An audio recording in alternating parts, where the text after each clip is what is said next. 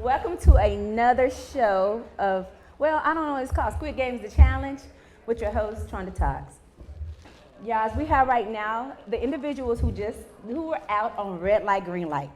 Now, I know some of y'all might be like, why they here?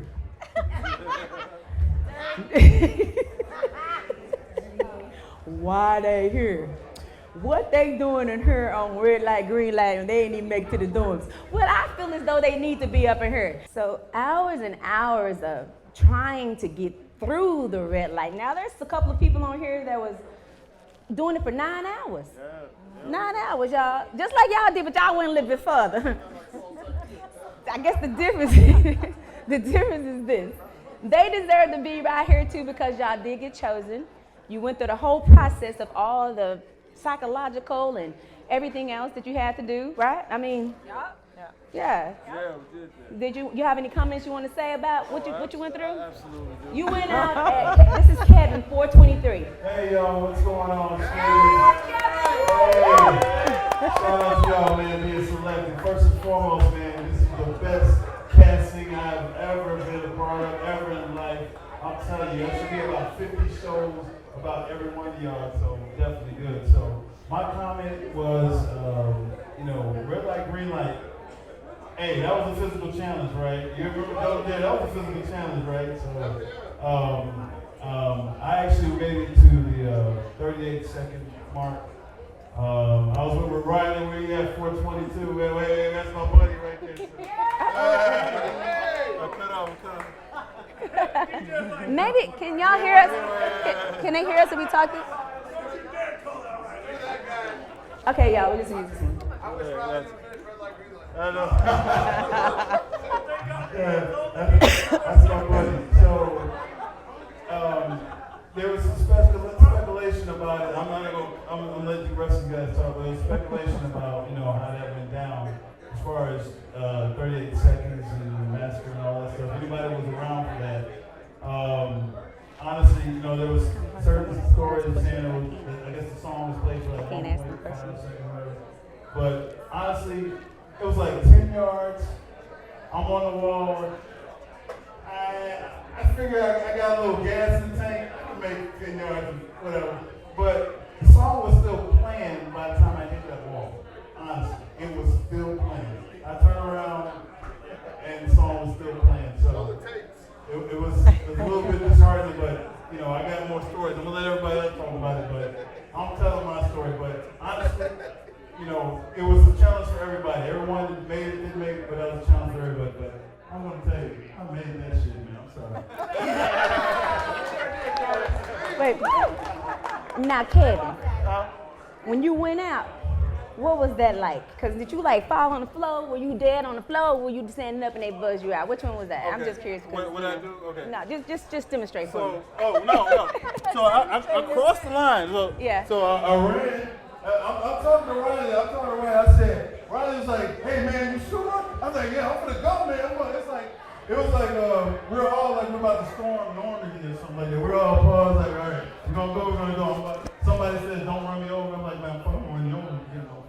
So I said, yeah, we're gonna go. So after we passed, right? So we ended up passing. I hit the wall. We are celebrating at the end. So I'm talking to Riley at the top. I said, bro, hey, just do the twist thing. He's on the ground. I was like, just do the twist thing. Get off the ground. You good?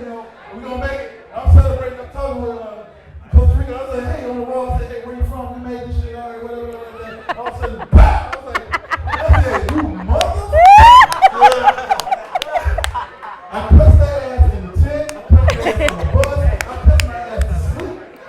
So that's the whole thing. It's a show on that, honestly. But I made my way. It's true. Well, I love it, Kevin. So you got busted after you crossed the line. Yeah, I crossed the line. I touched the wall at the end. Oh, and I know your hopes were so high. Yeah, it's all good though. I mean. It got selected. I'm happy about it. Is that what happened to you too? That's basically what happened. The same thing happened to you? Yeah. Yeah. Hello. So yeah, I would just piggyback on what he said. We got to the final line. It's very up and down in terms of emotions. You get there, that you celebrate, you made it, and then 15 minutes later they tell you you didn't. Yeah, I know, right. no matter at what point you went out, we're all still winners. We got chosen for a reason. And we're all still blessed and super excited and super happy that we made it as far as we did. And, you know, I don't hold any regrets for what happened, but, yeah, you know, was it fair?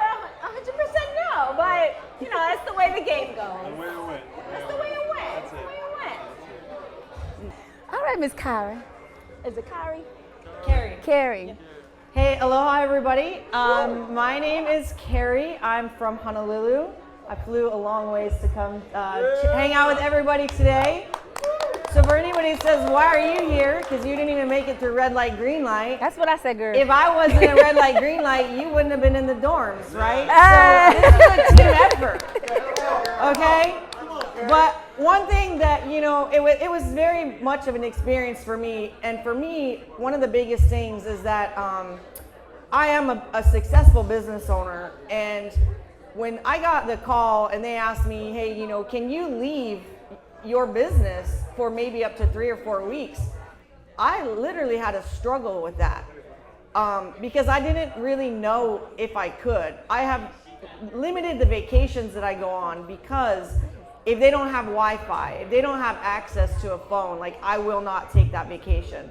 So for me, this was more of a personal thing that I was like, okay, am I gonna win $4.5 million? Is that gonna change my life? I didn't think I was gonna win $4.5 million, but it was something that I wanted to do to prove that I can do something that's outside of my business because I've been very much married to my business for 14 years. Yeah. So, you know, I got out on the 4th round of red light, green light. I laid down. Right when I laid down, I had a massive Charlie horse on my left leg. I thought I was gonna have to tap out. Luckily, it finally released. But I guess laying down wasn't the thing to do. They didn't like that, and they just shot all of us. There were 6 of us that were all laying next to each other. That they shot all of us together. This was right after the medic teams were coming out. And it is what it is. It was a great experience. I met some like really super cool people. We got some great podcasts talking about how much dating apps absolutely fucking suck. You know, and it's just like some of my conversations like with Brad in the tent before we went out. I mean, they were like some really legitimate like conversations that we've been able to just over the last 10 months of like, hey, what's going on, and being able to like communicate with people. And that's kind of what's like really cool about all this. So for all of you guys that did make it into the dorms, like that's really super, super amazing. But don't forget that those of us that didn't make it in the dorms, like we had to be those people or else you guys couldn't be where you were at either. Yep, say it again. In other words, you guys had to play your role. And that was to be eliminated at red lights, green lights. You didn't make it through the dorms, but hey, you still made it to the show. And you I mean, out of the millions of people who, how many people was it? Thousands, hundred thousands of people who the basic audition, 80,000. and only 456 of y'all got up there. Listen, let's go. Well, y'all, that's why we interviewing them, because they just made it to red light, green light, but they still showed up. Yeah. Showed up right. Showed up. Thank you guys. Thank you. The sacrificial lamb. Thank you so much. Nah, no problem. Welcome back. It's been a pleasure again. We had the great people on here. It was red light, green light. Yeah, I said great. If it weren't for them, y'all asses would have never made it to the dorm. That's what we do know, right? That's what we know. So now we're here with the individuals who were out on cookies. I've had an opportunity to interview a couple of these people. They've given me some beautiful stories, and I can't wait to get some more interviews with some more of you guys in regards to some of your personal experiences and what this game did for y'all. Because honestly, I know that it's not just, it wasn't just about the elimination. It wasn't just about the game itself, but it was about the experience, you know, about what it changed, if it changed anything. So anyway, cookies. That word, Dalgona. Dalgona.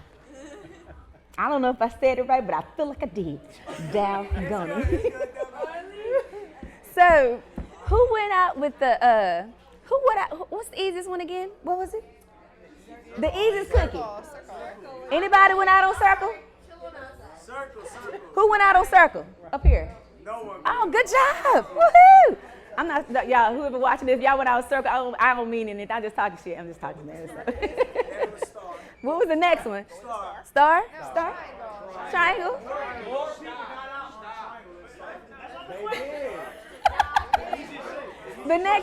The question next is the second hardest, or second easiest, or however you want to call it. What was the next one? Triangle? It was supposed to be. Did you go out on triangle? You go out on triangle? Justin? Her audio's not working. Justin, did you go out on triangles? Did you go out on triangle? I did. Okay. We did. Who else? Oh, and Justin. Y'all all should be on the same couch together. Come on over here. Talking girl. about these triangles. Wait. So how did it feel to go out on those triangles? Well, it didn't feel good. I mean, you know what I'm saying? You can have the mic. Yeah, go. I'm Ladies sorry, first. because I'm still mourning. You still mourning? Okay. It felt terrible. Didn't feel good. I mean, we lost $4 million, but it was a lot that you didn't see. I think that happened in Triangle. I think there's the pressure, there's stress. It's not a normal situation. We hadn't really been eating, sleeping, and then there's this clock. Hungry. So I think when we look at it on TV, it looks really easy, and it's not really what it was. But was that really an excuse? It was. Okay. Yeah, very much. It was valid. It was valid. It was valid.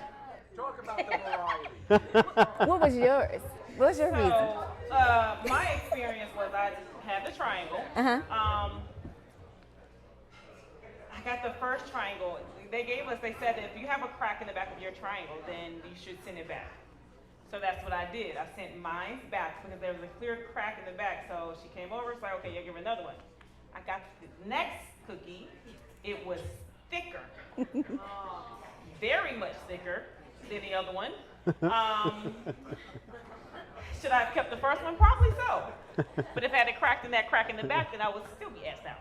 All right. So, but many of you know, my sister was also in the game as well. 095. I'm 095. She's 096. She's not here, but I'm representing the both of us. But unfortunately, we both got out at the same time. called love. Should we have split up? Possibly, but we do everything. I know, Jada. Possibly, yes, but we did not. But she actually broke her cookie first. So, of course, she was cheering me on to get through the cookie. And I didn't. So, you know, once she got through, when she finished, I'm like, all right, it's on me now. So it's much more pressure because I knew she was out. So now I got to try to win the $4.56 million. Yeah. By myself. Yeah. Yeah. So, pressure. but as far as pressure, yes, it was a lot of pressure. All those things that Justin said, they definitely played a part. But again, I don't think the cookies were evenly distributed. There were some, some of them were thinner than others, some of them were thicker than others. Again, my first one was thin, but it was a crack. My second one was thick. And I wasn't about to just slob all over the cookie. I just couldn't do it, sorry. It just didn't work, sorry. So yes, that's what happened. So. Can I say something? I just want to give a shout out to the Corner Alliance. We got Rob, there's Jada, Dylan, Melissa, the whole crew. This is the Corner Alliance. Yeah. Wait. How you gonna shout out the corner? Yeah. And the corner passed out on. They left y'all. Oh, they did. They left They did. y'all. But it's okay. So the corner just started to dissolve itself. You know, it started. You know, listen. I'm being that host today. Yeah, you are. A little petty. I see. I'm being that host today. But the only reason why is because you guys have such great energy with each other. Yeah. And it's so much great chemistry. And I already know how I can deal with y'all already. Yeah. So I'm going to make fun. And the fun is y'all left their asses. Yeah. No, I gave him a hug. No, you left them. You didn't want to stay. Listen. Me with Jada. There you go. There you go. There you go. Say. Let's get it. Let's call it out. Let's call it out. Jada is like our little sister. Let's go. And she is. Jada was so nervous with that cookie, y'all. I'm gonna let her tell her side. But man, Justin was there too. Justin was. Justin was like, shit, because his broke. So we were like, oh God, Justin's out.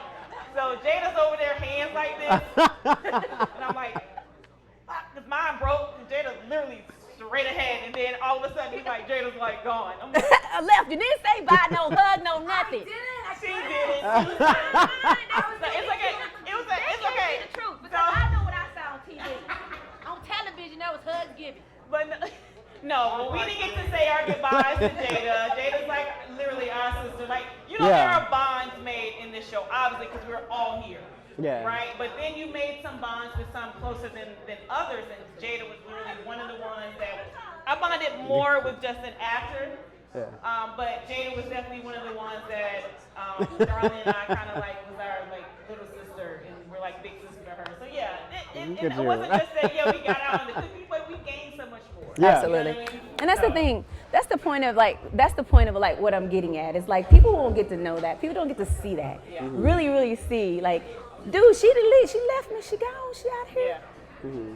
And Justin is also our people. Justin's one, you know, Justin was in the content. 99. See what I'm saying? We're all on the same line. So I'm about to hand it over to you, Justin, and talk about your situation for a little bit. You know, I like to get the depressing start out to get the depressing things out of the way first.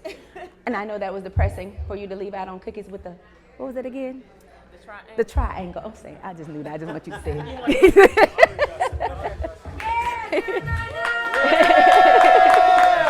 Thank you.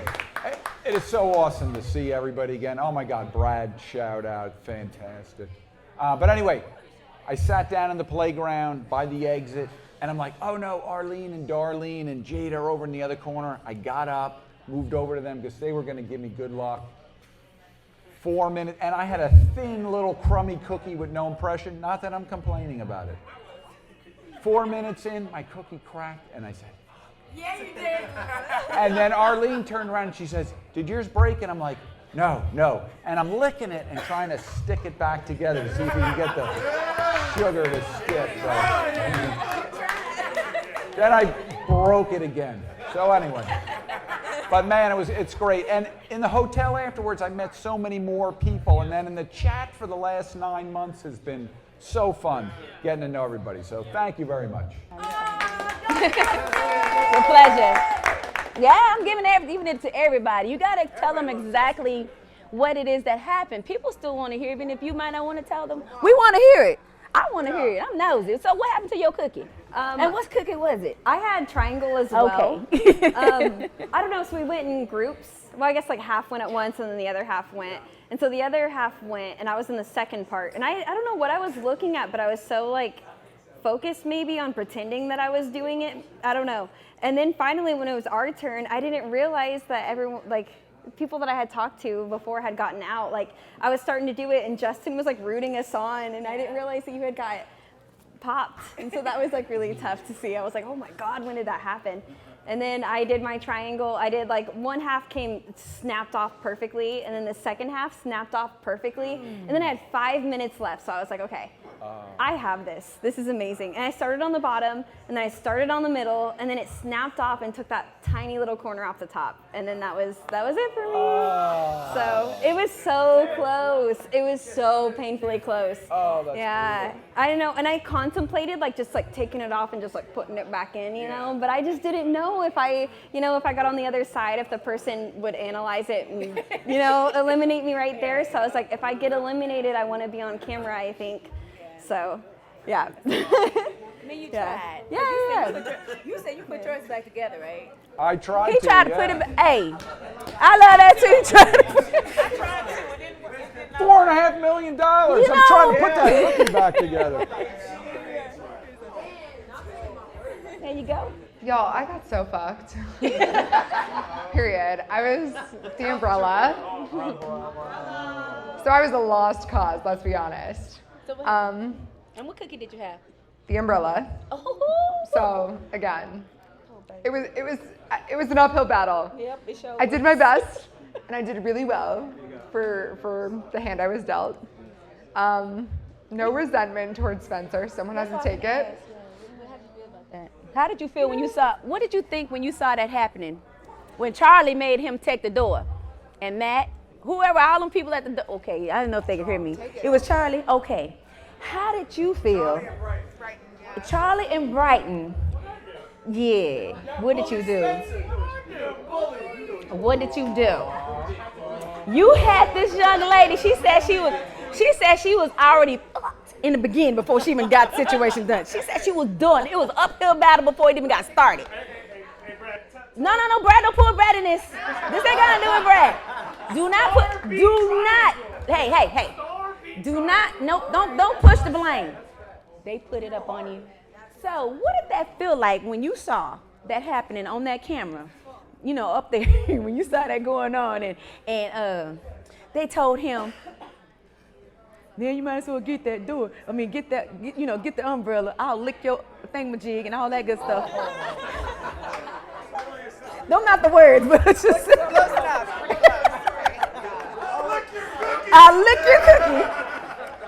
You know, how did it make you feel when you saw that happen? What was it like? I mean, to be a part of that. I'm just curious. Listen, it sucked. I'm not gonna lie to you. Like, you fly out to London and then, damn, you're in the fucking umbrella line.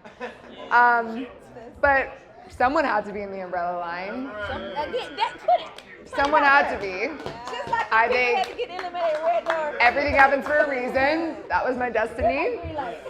At least I got out an umbrella instead of like something random where like it just happened. Like triangle. I didn't say that. I did not say triangle.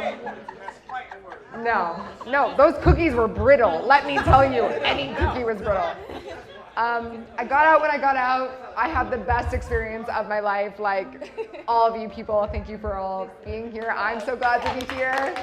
And again, it was amazing. Like, it sucks that I was umbrella, but like I got to meet some amazing people and had the most amazing experience of my life. So, and I mean that. So, I'll take it. Yeah, New York. She being too nice for me. The deal is, this is called the reunion, right? You know we're reunion, you get a little nasty, just a little bit. I ain't gonna get nasty from just a little bit of sauce. I have to be a little saucy. Triangle versus umbrella. How do you think you would have did? You probably would have got through it if you did an umbrella, didn't you? Okay. No, I didn't go lie. I was close. So that means you got a triangle, you'd have been okay too. If you'd have got triangle, you think you'd have passed it? Oh, see, she can't even say nothing. She's in Like, mum's the word there. I'm not gonna start something. So that's the whole point of the reunion, y'all. We gotta get a little nasty. This is the nastiest you're gonna get. Y'all, is there anything that any of you guys like want to say, or anything that I kind of did a little bit with y'all? And if there's anything y'all want to say to anybody out there, just in general, who's watching this, who may have like something like I said, even though it was something as simple as a cookie, and they talk about how easy it was for the triangles, or anything like that. Anything you want to say to any of your other Squid gamers, or anything out there that you want to say in regards to having an experience that you had on the show? Yeah. I'll say something. So we talked about it a little bit on our show. We did. So about, and a lot of you guys know, but about maybe 6 months before I came on Squid Games, I came out. Yeah, right. Thank you. I came out to my family, and unfortunately, I lost 90% of my family and friends in the process. Thank you. Thank you. I'm not gonna cry. But listen, I know. Thank you. But the beautiful thing about it is I went into this process sad, depressed, and lonely, and I came out of this process with so many new relationships and friends and family. So I say thank you. I say thank you to my friends and family. And I learned that I can really do anything I put my mind to. So thank y'all. I love y'all. Say it again. I can do anything. Say I it put my mind to. again. Yeah. Because that's the unity. That's the heart mindset. That's the mindset. You're dealing with your. Oh, I'm sorry. When you're dealing with your heart, when you put your heart first, a lot of things that when we bring it from here, can't nobody stop it from going any direction that we want it to go in. It's not from here. It's from here. that makes the difference. When you truly love doing what you do, and you truly love the people that you're loving, and you truly care about who you're becoming, it starts here. That mind thing, that's part of the reality. But we know that we got it, and we know that you had to start loving yourself. What did you ask me during our interview? You said yes. Who inspired you? Me. Oh, it said yes, absolutely. One of the things that what he's talking about is when we were on when we did our show together. I asked everybody. I asked everyone, how did you grow on the show? Did you do any healing afterwards? And who inspired you, or did you inspire yourself?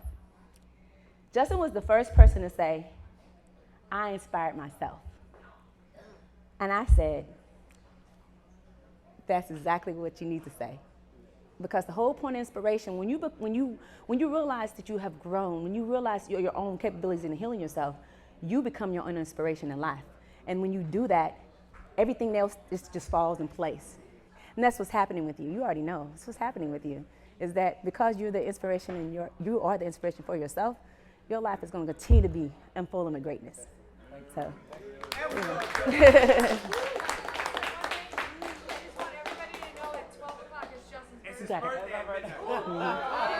Yeah, we talked about that earlier. Yeah, we did. So, but either way, so you're welcome.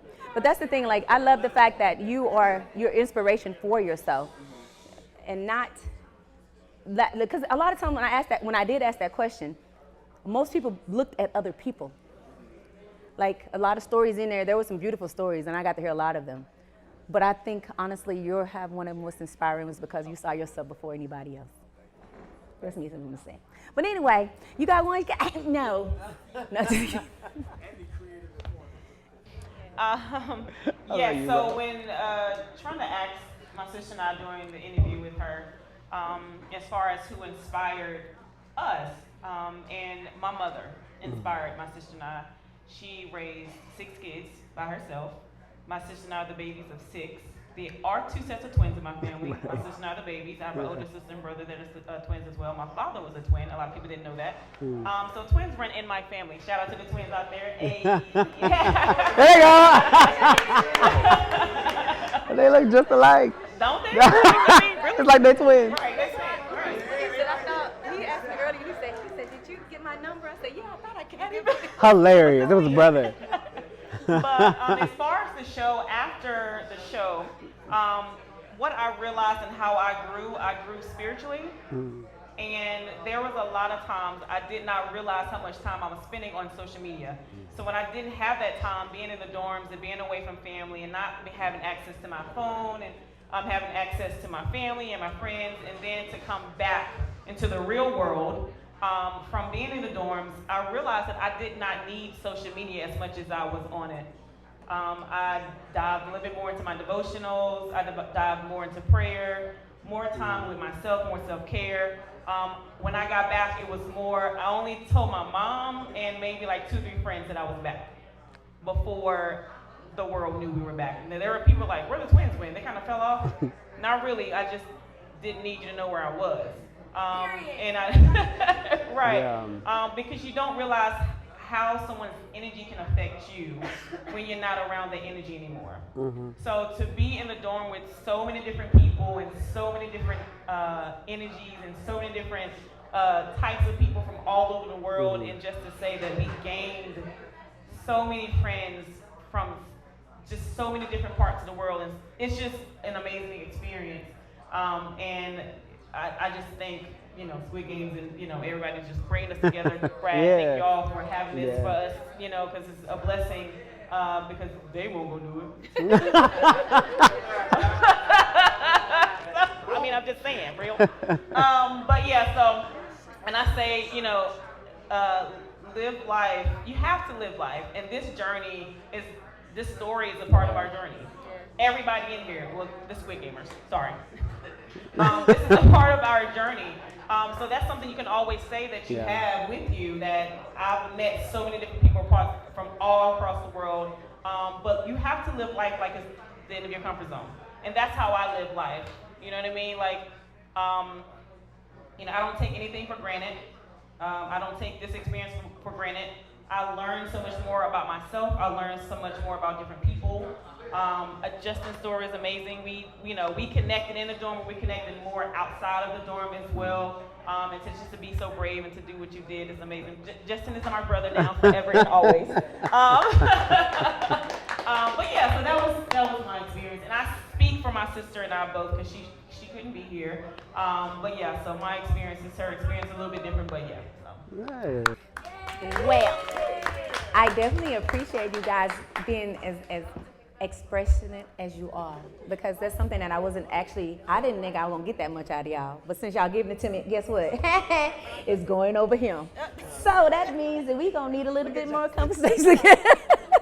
We're gonna need a little bit of conversation in regard. All I want to ask you, all it is basically kind of giving like, you know, like there's people like they just kind of have to, when you went in, do you feel as though you're the same way when you came out? Do y'all feel that way? No. Perfect. I was 5 So days let's. older. I can't. Okay, outside of the 5 days older. Yeah, after when I came out. So when you came back out, were you 5 days older? Or were you like 5 months older? 5 years older. Because the thing is, I know that you've been in that place for 20. You know, you're with these same people 24/7, and I know that experience. What people don't realize is that how much of it has an impact on your mindset.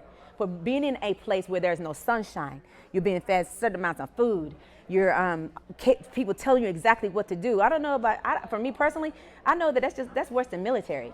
It's like a jail, from what I understood. So if you didn't have any changes, somebody tried to tell me that they didn't have any changes when they went on this show. Oh, they did. They surely did. They pulled it straight out of him. Yep, Charlie, I'm talking about you. But yeah. But either way, but yeah. So everybody has some kind of a change in their life.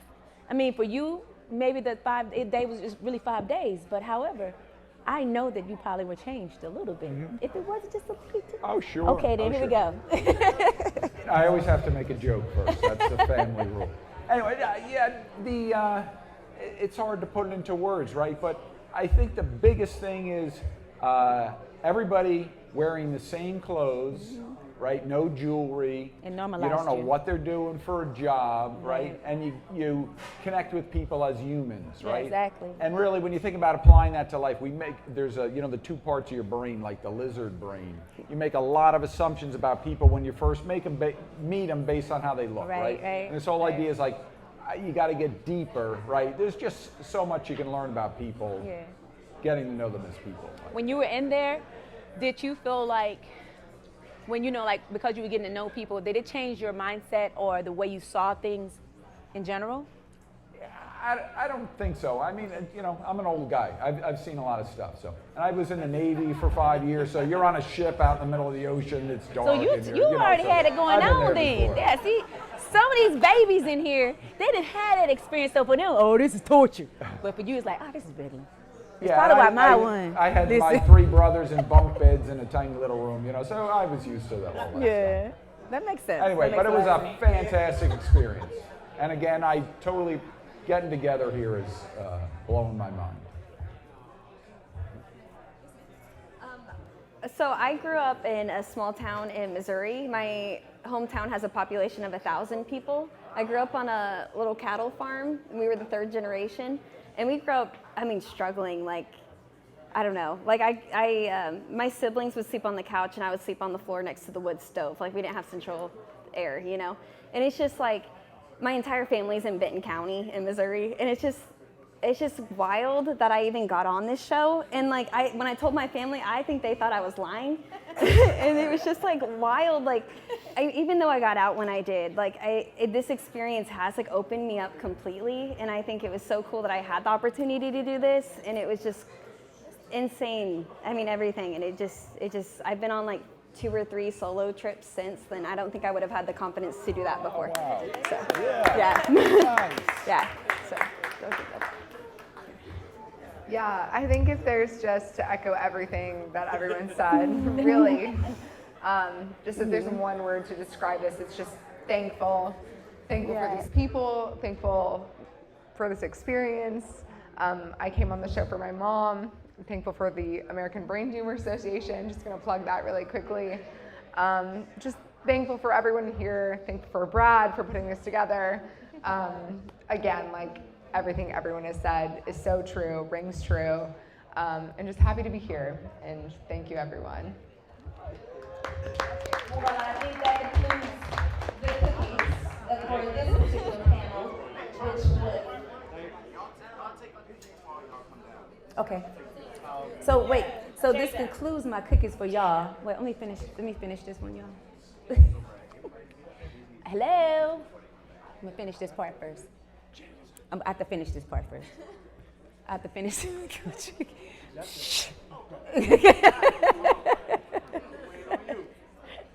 I think that concludes this part of the panels. We do have another part of another group of individuals that were out on cookies as well. But for this set of cookies, it's my favorite kind of cookies. For this set of cookies, this has been a very tasty little set of cookies. Thank you guys for being here with us, and for taking the time to come down here and taking the time out of your time out of your life to be a part of this, even though y'all would have done it anyway, even if you wasn't, because now y'all squitters, so squitters. But yes, okay. All right, fantastic. Yeah, let's get that. Shoot, everything gets keep on fire. Can one of y'all take this picture? Oh, because Jada don't hear me. Yeah. Please, thank you. Your nails are amazing with those. But anyway, we're back. Hey y'all, second set of cookies.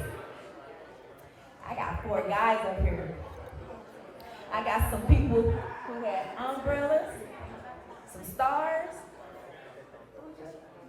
I had a star. And you had, you got 2 stars up here. You got 2 stars and 2 and a Hickman.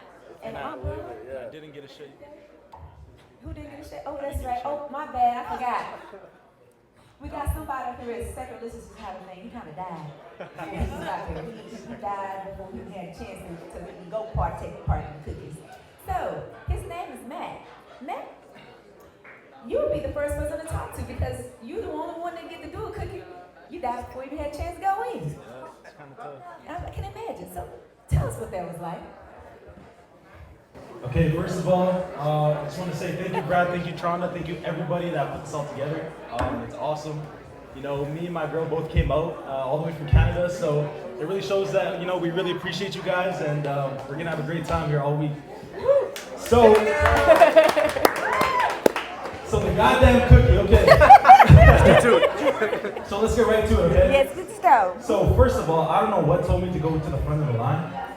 But I was just like one of the first people that walked in that white room, and it was me, Zach, Charlie, Brad. We're all in line 3, and the reason I chose line 3 to begin with was because I'm just wearing 300 number. So I'm like, okay, I'm gonna go with line 3. I go to the front, and they call the first person of each line, and I'm like, oh shit, something's going down, right? So Zach goes, he does his thing, he gets eliminated, and I'm just like, dang, I'm next. So what can I do now looking at the first game to give my team an advantage? But not only my team, myself as well, because I'm also trying to win $4.56 million. I'm not here just to, I'm not here just for shits and giggles. I'm trying to win some money. So I'm like, okay, how can I get the circle? Because I've never practiced umbrella, I've never practiced triangle, I've never practiced honestly anything. But I know if I lift circle enough and just keep carving the circle, it's gonna break through. So I'm like, okay, I get in there, and there's 2 minutes on the clock, and by the way, those 2 minutes, it went by like this. I don't know, for the people that were up there, me, Charlie, DeAndre, these guys, those 2 minutes fly by 5 times speed. So I'm like, yo, let's not waste no time. We get in there, I'm like, let's do a race. And Took off. You ran. There was obviously some people that were older than me, and I knew I had that advantage over them, right? That's why I said let's do a race, because I just wanted a good shape, not only for me, but for my entire line, because I had all my guys in my line. And before I went out, before they called me out to that playground, I looked back at my line, and everybody was like, yo, you got this, we have faith in you. Yeah. Don't pick the umbrella, don't pick the umbrella. There was literally 6 or 7 people coming up to me saying, whatever you do not pick an umbrella. Yeah, you didn't pick the umbrella, you still got popped. But either way, Tronda, I got the mic. Let me tell you something. You got the mic, but they still record my ass, so I get to speak and say whatever I want to say on him. You're right, Tronda. I got popped because there's someone, Kevin, that didn't pick the shape. There was an older guy in there. His name was Kevin. I think it was between Kevin and one more person, but we all had our hand on the shape, and like one or two of them didn't. They were both on the triangle. And honestly, I expected after that first round that, in the last 5 seconds, that one of them were just gonna commit to the umbrella, because we already saw what happened to the first group. So I'm thinking in my head, yo, we got some grown ass men in here. We got a grown woman. We already saw what happened to the first group. Last 5 seconds, someone's putting their hand on that umbrella. And then 5 went to 4, went to 3, and my heart's just dropping. I'm just looking. And then no one picks it, and I'm like, yo, hold up.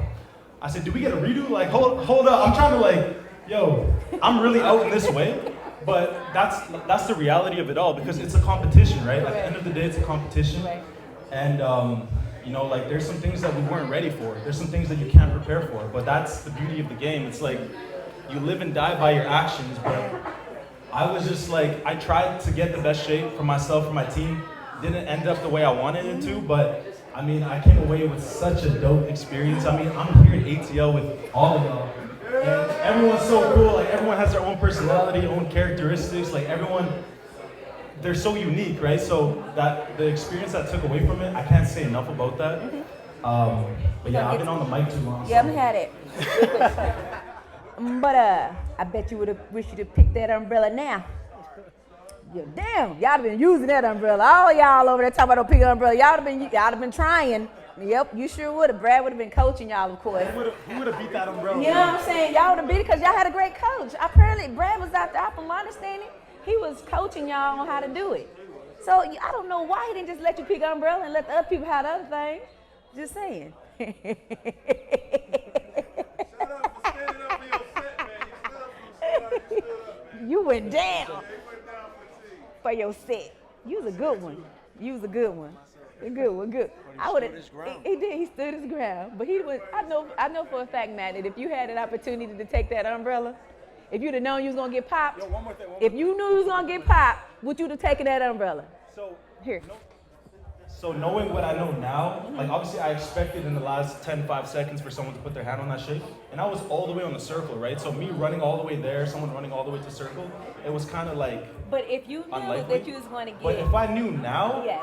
I obviously would have taken my chances, because I didn't fly all the way out to London to just put my hand on the circle and go out, right? So I'm a competitor. At the end of the day, I'm a competitor. I'm trying to win the money. Exactly. And if I got to do an umbrella, I'm gonna do the umbrella. See, this is what I'm talking about. I just want y'all to understand this is called a reunion for a reason. It's to get the truth out. All y'all knuckleheads that made him die.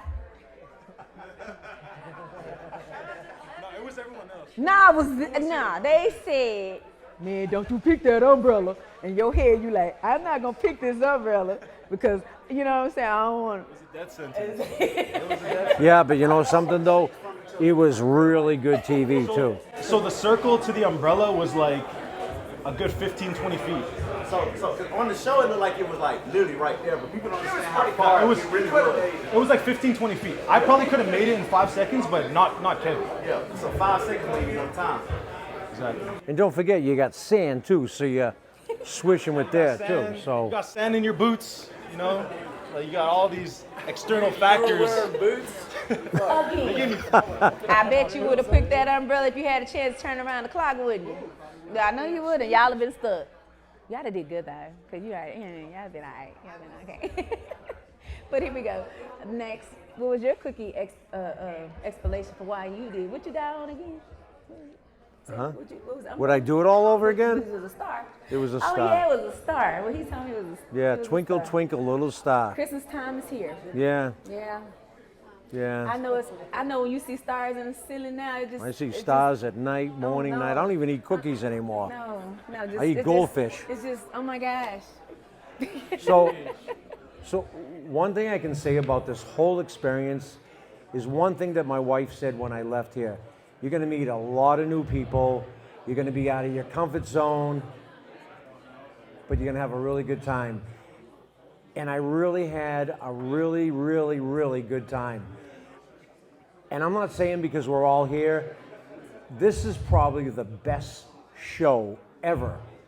And we did it, it was real, it was authentic, and we played it really hard, but we just enjoyed ourselves and we smiled.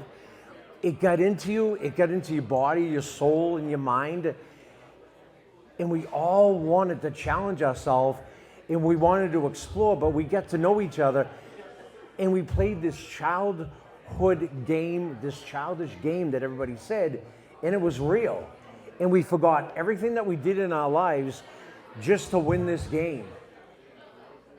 I live it, I sleep it, I enjoy everything about it. And all the characters and all the people that casting put us together all over the world is just tremendous, and it's for life. And I'm so proud that I did it, and I played Squid Games season 1. And that is just beautiful. I am very happy about that, but I still want to know what happened to you in this cookie. Sir? That's the main Well, I accepted a can, and there was a cookie in it. What happened? And I was so exhausted, I was hungry, I was tired. Okay. And my body and my soul just said, can I do this? Well, I remember sitting in the white room and people telling you, lick the cookie, when I was, at home, I was cooking cookies, and I went, I didn't do anything to prepare this. I knew nothing about it. So I didn't even know what the cookie looked like, what it tastes like, anything about it, the shape, anything. So I was just going in there blindfold. So the first time I saw it, I opened up the can, and the first thing I said was, oh crap. So all I could do was just try. I looked at the clock and I said, just wing it. So I sat down and I said, that's not comfortable. So I lied down and I made myself almost like I was up at a beach. And I made this big mountain and I put the cookie on top of the mountain in the can. I had my elbows all kind of ready to go. And I said, this is what's going to happen. So I just started cutting away and just a little bit of the cookie. And who knows what happened? I think if I had probably 43 seconds left, I could have. So you were almost done. Yeah, but we'll never know. But I saw a lot of the tin. We'll never know. I love the fact that I know they can hear me on the mic, but I love the fact that you did not have any idea what you was getting into, and you just did it. And I never looked at the clock because it just was going to happen. And I just put my head in there, absorbed into the moment, and just said, do it. And if it was going to happen, it happened. So when I heard the clock buzzer, it seemed like it was really fast, and I went, oh shit, like that. And I just looked down at the cookie and I go, well, that's it. And there it is. But you never really heard me get popped, so I guess that's a good thing. Yeah, so we didn't see you die. Yeah, so maybe I never died. Maybe I'll come back. Maybe you're still alive. I know I'm alive. You don't even know it. That's so sweet. I like the fact that you did not have a clue what you was doing. Just kind of went out there. And I do remember when we were sitting, and I was in the third row, and I remember my only conversation with Maya was, and she was giving me pointers. She was giving our group pointers, and what she said was, lick it and go soft. You have it. I've been practicing. I practice, and I remember her. That was my only interaction. Practice. Go slow and just work around the cookie. It works. I've been doing this for weeks and weeks and weeks. And by listening to her, I'm like, again, I'm screwed. Did you even watch? You watched the series though, right? I watched the series, yeah, but I had no idea how to cook a cookie. I don't even know how to cook a cookie. But never mind cutting a cookie with this, and I got the cameras and. So what got you on this show was it the money? How did, I really wish I had a whole lot of time, because I love hearing the interviews that people did when they first got on, like what you do, what was your video like? Because because there are some people in here they got some of the most interesting videos, but y'all, forgive me, I have to ask them, what was his video like? I never actually put together a video. The woman contacted me and she said, Jimmy, you're funny, you're energetic. Just tell me, what is a Bostonian? How are they angry? Put yourself in traffic and get mad and Jesus, you know, like this. And I go, well, I don't go in traffic. I go in the suburb. I'm gonna go to the suburbs. I don't get any. Yeah, but just in your video, go like that. And I said, she goes, oh, you're too much. You're too funny and all that. And they just kept casting you along, and I just made a video, and there it was. But one thing I can say is, and you were saying, why did I want to do it? Yeah. The money would have been great. I did it for the fun of it and the experience, because my wife said, do it, try it. And at my age, you know, a lot of people, like I keep saying, they're retiring or they're just doing it. And now in Boston, they're like, oh, this is sick. How did you do it? What did your video look like? You know, how did you apply for it? And my daughter, of course, she's like waving her. She's a special ed teacher, and she's taken my videos, my reactions, what I was, and it's gone viral and all that. And she's like loving it. I'm the daughter of this dad that's crazy in Boston, and it's fun to see your kids interact and go, Jesus, Dad, wow. I mean, how am I going to top that? So it's a cool feeling. Thank you so much. Next. Next. What happened? That's Brown. All right, well, so I had the benefit of going on this show with my twin brother. Okay. So I had that support system that a lot of people didn't have. So we stuck together for the majority of the show in the dorms, made alliances together, and then finally Dalgona comes. And it's a huge room with 4 lines, and we originally both line up in triangle together. And at that point, I tell him, I say, I think this is where we split up. I think this is where we split up the fight. God forbid we both get umbrella, and then we're both out the fight. You know, so I made the strategic move, what I thought, to split up the lines, and I end up getting in the line where at least we lined up for umbrella, and then Spencer is at the front. And no hate to Spencer, I have no animosity towards him, but I will say that was the one opportunity, I think, for us to get any other shape.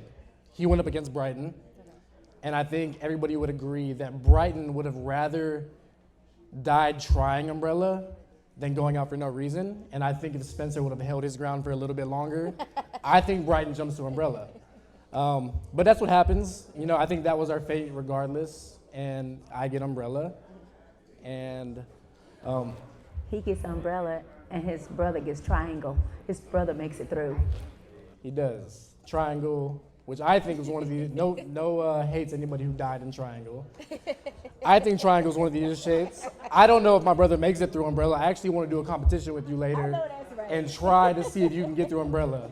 Because I promise you I knock out triangle quick. Say it again. Quick.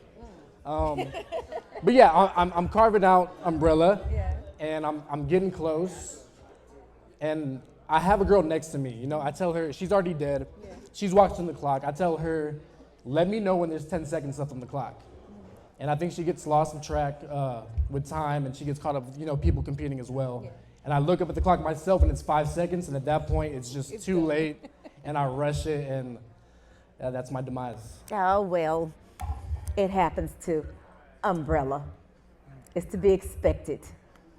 But again, for those people who did triangle and star and circle. And circle. And say it again. And circle. Okay. You got through. You got through. All right, Cookie, it's your turn to talk about the cookie. Well, frankly, I don't know why exactly I'm up here talking, but here I am. You got a cookie, man. What cookie did you get? Well, I failed on the fucking cookie. And that was a cruel mistress of a challenge right up there. And, you know, what a lot of us didn't see when the show came out was, you know, group 1, they had the easiest, and it went on like that sequentially. So everyone who had the hardest one had to wait for fucking hours in the white room, and it was painful. I mean, there's people laying there on their tracksuit like, I need to get some sleep, because what is it, 4 p.m.? Who the fuck knows? I mean, it was a rough one. And so, anyway, we're all just doing the best with what we got. I got star, and people keep telling me I'm a star. I'm like, kiss my fucking ass. All right? But, Yeah, anyway, man, the cookie challenge was tough. We went in there, did what we could. You know, I was always like, from the start with my snack pack, I'm talking Chad, Brownie, I'm talking my Figgy, yeah. Shout out to the buds. But anyway, the cookie challenge killed me because that's my nickname, so the irony does not escape me, and in fact, it drives me mad every night of my life. You got me straight? Yeah. But it was such an awesome experience, and frankly, I got to meet some of the coolest, most amazing people from all around the world doing it, so I have no fucking regrets. I'm so glad to be here with all of you guys, and as far as the cookie challenge, I literally probably broke a little tiny pinky nail size bit off the tip of that star. And I wish at least the cameras had showed how close I got, because I'm still filled with fury. But I'm so overjoyed to see everyone out here tonight. So big cheers, big blessings to everyone out here who tried their hardest and put their heart into this shit, because that was so incredibly much harder than anyone could have ever imagined, especially for the viewers on TV. That shit was fucked up. I love you guys. Okay. And for someone who didn't know what they were saying, Joe said a lot. It was all great. It really was. Welcome back to Squid Games, the challenge. We got some more great individuals, gamers and squitters and all that good stuff up here again. These individuals went out on warships. They thought they was going to get tug of war. But they wind up getting warships. I can't even imagine what you thought when you saw warships, when you went in there and you saw warships. What was that like? Because see, I could ask this question of everybody who went in there and they went past it. However, you guys got eliminated on it. Depression stuff, let's talk about the depressing stuff first, and then we can go into more details about your experience. So you go. Hey, yeah, so we thought we were going in for tug of war, and we had a whole strategy, and then the team we were going to go against was weaker, so we thought we had it. So when we went in and we saw warships, we were completely disappointed. And I mean, we were awed by the amazing set. We were awed by the amazing set, but you know, then like I felt like all the control of the game just was gone. And then when we chose our captain, or she chose herself, I just felt like there's nothing we could do. Yeah. And Jessica and I were in a boat together. We were together. But our team kicked ass. Hey, we won. Our team did win. They only sunk one boat, unfortunately. It was us. Right here. I was depressed as fuck, honestly, at the end of the day. We went in and we were against the other group, which was all women, and I'm a woman too, but I was like, oh, this is easy. We're gonna win at the end of the day. We were like, okay, which bunk do you want? We're gonna be over here. We were like, yeah, and we were laughing, and then they immediately hit Tom, and I looked over, and because he was right next to me, I didn't see the light. So I was like, oh, where is it? Yeah, who got hit? Where? And then I was like, oh shit, it's you. So then I started bawling, and yeah, that was it at the end of the day. We got out. You didn't see it, but I was crying. I made him cry too. I felt really bad. I hugged her to console her, and she made me bawl. And that was that. And then B, honestly, she was a great captain. As soon as she started speaking, I was like, she knows everything. She's our captain for sure. And she was great. So I wish we could have won with them, but we didn't. And that was that. But it's kind of like you said, your team won. Y'all might have lost. I can't even imagine what that felt like, because now your destiny was just put in somebody else's hands. We were so happy for the whole team. We were. Yeah, we really were. We were just upset that we didn't get to go with them. Yeah. Again, y'all understand it is called the reunion. Most reunions are a little messy, but if y'all gotta give me no mess, it's fine. Over here. Last. Okay. Do me laugh. Hey, Riley, I believe it's, hey, you know what? I believe it's your turn, because you know, you be talking about. No, because she told me. See, as y'all can see, okay, calm it down, calm it down. This is the reunion right for it. This is part of the reunion stuff right here. This is part of the Captain, call her first. Riley, there's nothing but space and opportunity on this stage. Like, nothing but space. Let's go, let's go. I just stood there. She made the shitty decisions. Be that as it may. She lost on her own decisions. I lost by just standing there. It wasn't my own decision. I was very diplomatic about mine. I said my team's fate is not only in my hands. They had the opportunity to choose where I shot, and they shot, and we missed as a team. Okay, I was not the only one to blame. So whoever lost with me. Yes. And that is what it is. I let two women that have never played Battleship in their life judge I'm not going to let you, hold up. Now I'm going to take control of this conversation here. I'm not going to let you, listen. Hey, baby. I ain't going to let you tell her Ain't that, no socks. Riley, I ain't going to let you tell her that she was a shitty captain, because Brad beat your ass. That's why he's a better captain. He's a better captain. No, she had nothing to do with, you didn't have nothing to do with your ship going down. Brownie was doing what she could possibly do. Okay? You didn't guess the corners one time. You fucked up. No one was in the corners. So what was I guessing? Did you try? Did you try? No. There you go. Okay. I put my heart in. Okay, I'm gonna take this. The drama in Squid Games continue. Riley's just mad because I can take more Jaeger shots than him. He's Boy, hey. All right, so Riley, you wanting to take the mic. What? You want to take the mic now. Okay. Okay? And since you're about to take the mic, you're allowed a certain amount of time. How many F words am I allowed? Really not that many. I'm gonna have to have you to put some of them down. When you see them, just turn them down. See, that's why I got 0 TV time. This is very true. I'm gonna start this right now by saying, anybody in here, your tug of war team would have fucking lost to my tug of war team. Y'all just didn't chance to my tug of war team. I watched Brad and Charlie's tug of war team. I saw people crying, hugging them. They're like, oh my God, Brad, I love you. I'll catch you when we get out too. Oh my God, Charlie, we love you. We'll see you when we get eliminated too. You know who cried to us? Nobody. Nobody said goodbye to our team. We would have destroyed them. I'm listening. Tiny people. Let's be honest, Brad and Charlie were also on my alliance. I want to establish, okay, so the way it worked was we had a secret alliance of big men. But the problem was when Tug of War started and we all chose lines, all the tiny people, no offense. I'm joking, I love you. I'm fucking She scares the shit out of me. They hurdled and just hugged around myself and Brighton and Brad and Charlie. So it was kind of like that was our alliance, and we were just separated by a sea of tiny people. And we were just like, no, Brad, Charlie, I guess this is what we're doing. And so we just said, like, we still got this shit. We're still bigger than them. And then I want to kill this right now. Brighton, he's a good dude. I don't care. That's my boy. Brighton kept us humble because we were all like, we're going to fucking kill them. We're going to destroy them. And he's like, hey, we're on TV. Pretend like you're kind of scared.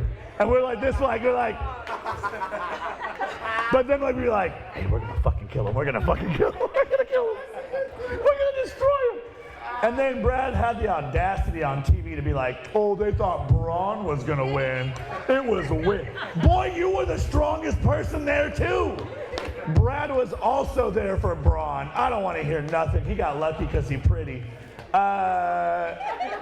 I'm honest. Brad got me eliminated. He voted me out. No hard feelings. I'm glad it was Brad, honestly. If anybody else had got me out, I'd have been mad, but he's my friend. And I know that I had no control over it. I wasn't allowed to like speak up. I wasn't allowed to make moves. So the fact that someone I love and care about got me out does not hurt my feelings.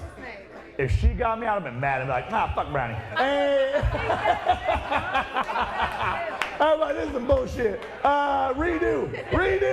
I would have backed if I sunk your shit. I would learn that. You don't learn the backflip? I don't learn the backflip. Nah, Battleship was cool. It was the weakest game with the challenge. If I hadn't got out of Battleship, Brad cost me $4 million. I would have destroyed Mai and I would have destroyed Phil. I would have won that. I would have been eliminated the next game. I would have been voted off for being an asshole the next day. But in my mind, I would have destroyed. I would have got out so fast afterwards. No one cares. Anyways, so I was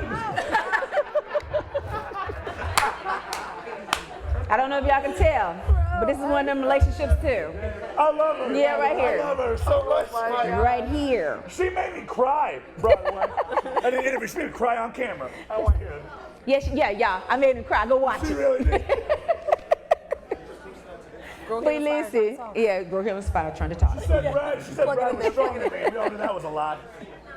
But listen, Riley, I have to say that you're probably one of the most animated individuals I've probably ever met in my life. I thought my husband was animated, but he actually is not as animated as you are. I don't know what I would do if I had him in my life being as animated as you are. But either way, I'll tell you what I still love it. I love it. I love it. I You would love have it. saw him a week early. Beat his ass. That's what would have happened. I love it. I love it. Well, that concludes Warships. No, I'm just kidding. I know. I'm just talking. Wrap it up. Enough drama here. But y'all didn't know we could get so deep up in here with Warships. But either way, Brownie, it is your turn, ma'am. We want to understand. Right, let's go. Yeah, she is the only captain here today. It's tragic. Yes. But Bernie, what was your situation when you know? Warships was trash. Like, it was garbage. Like, literally, when I went into Squid Game, the challenge, I expected it to be like MTV, the challenge, or the new CBS Challenge USA. Like, I wanted to like drag people across the floor. I wanted to like, I wanted to Ninja Warrior my way to the end. Like, I'm a blue belt in jiu-jitsu. I was like, let me fight people. Like, I will literally fight people to win this money. I do not care. So the fact that I literally had to play Warships, pissed me off because I was so excited to go in there. I was like, this production set looks so great. It looks amazing. And they were like, okay, choose your captain. Notice I'm the only one who did not volunteer to be captain. I did not volunteer to be captain. I did not volunteer to be captain. So, a little behind the scenes. All right, since they want to call it out, a little behind the scenes. We walked in and we started asking questions. They were like, okay, sorry guys, I sound like a 12-year-old prepubescent boy right now because my voice is gone. But they were like, okay, let's pick a captain. I was like, okay, so who's ever had experience playing this game? Raise your hand. Hands went up. My hand also was one because I love this game. I play it every day, literally on the iPhone.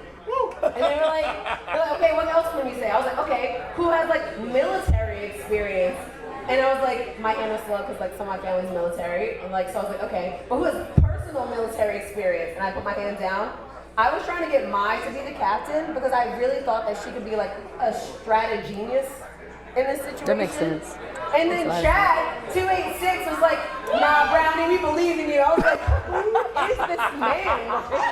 As if we weren't friends the entire time. I met Chad in the hotel. I was like, you've been with me since day -3. Like, why are you doing this to me? Like, don't put me on the spot. Yeah.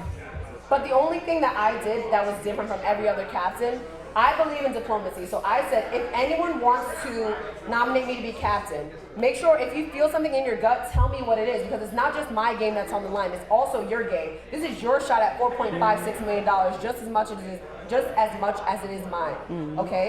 This is your game just as much as it is mine. If you want to go home and just sit there in a boat and do absolutely nothing, that's on you. But if you feel something and you want to tell me, tell me. It's not just my decision. Even if I can make every right move, I wouldn't feel good just like doing it on my accord and ignoring everything that everybody else said. So I said, hey, if you feel something, tell me. Right. And that's what we did as a team. We were whispering. That's not. You could definitely hear what everybody else was. That's not what he's saying though. Who? Him. Who? Right there. Who? Sir? Who wasn't even on my squad? Because I eliminated my Brad. You're bitter just like I am. Let the dinosaur talk to you. I'll be honest, if I could have made fucking guesses, I would have made it. That's the thing. If I would have made guesses, I could have made guesses, yes. You were the captain. You can make all the guesses you want. At the same time, if I would have made all the guesses and they were wrong. We watched the show. She made shitty guesses. How many boats you sink? Here's the thing, How many boats you sink? One and 3/4. But no, here's I sung zero. I didn't sing zero. I sung none. I lost. That's one thing, but I let everyone else help me contribute. So all the pressure's still not on me. At the end of the day, I still feel like shit because I've been a captain. I've played sports my entire life since I was 6 years old. I didn't get to I've make been a guesses, so I give you that one. Since I was a freshman in high school, which never happens, but I've been a captain since I was a freshman in high school. I didn't take personal responsibility when people lose. I feel like I let my team down, and it took me literally 3.5 months to get over letting my team down. And that's something I had to deal with. And we can joke about it all we want because I got thick skin. My family's from New York. It is what it is. East Coast all day. We do this. But at the end of the day, I took full responsibility for my team losing, and it was hard for me to get over. But now I'm over it. So I'm talk all the shit you want. I did what I did as a captain. I believe in myself as a captain, and nobody else did that. Jesse had the same shit. No, seriously, Jesse had the same shit. My team captain had the same shit. She was heartbroken. She was upset. Jesse, my team captain, had the same stuff.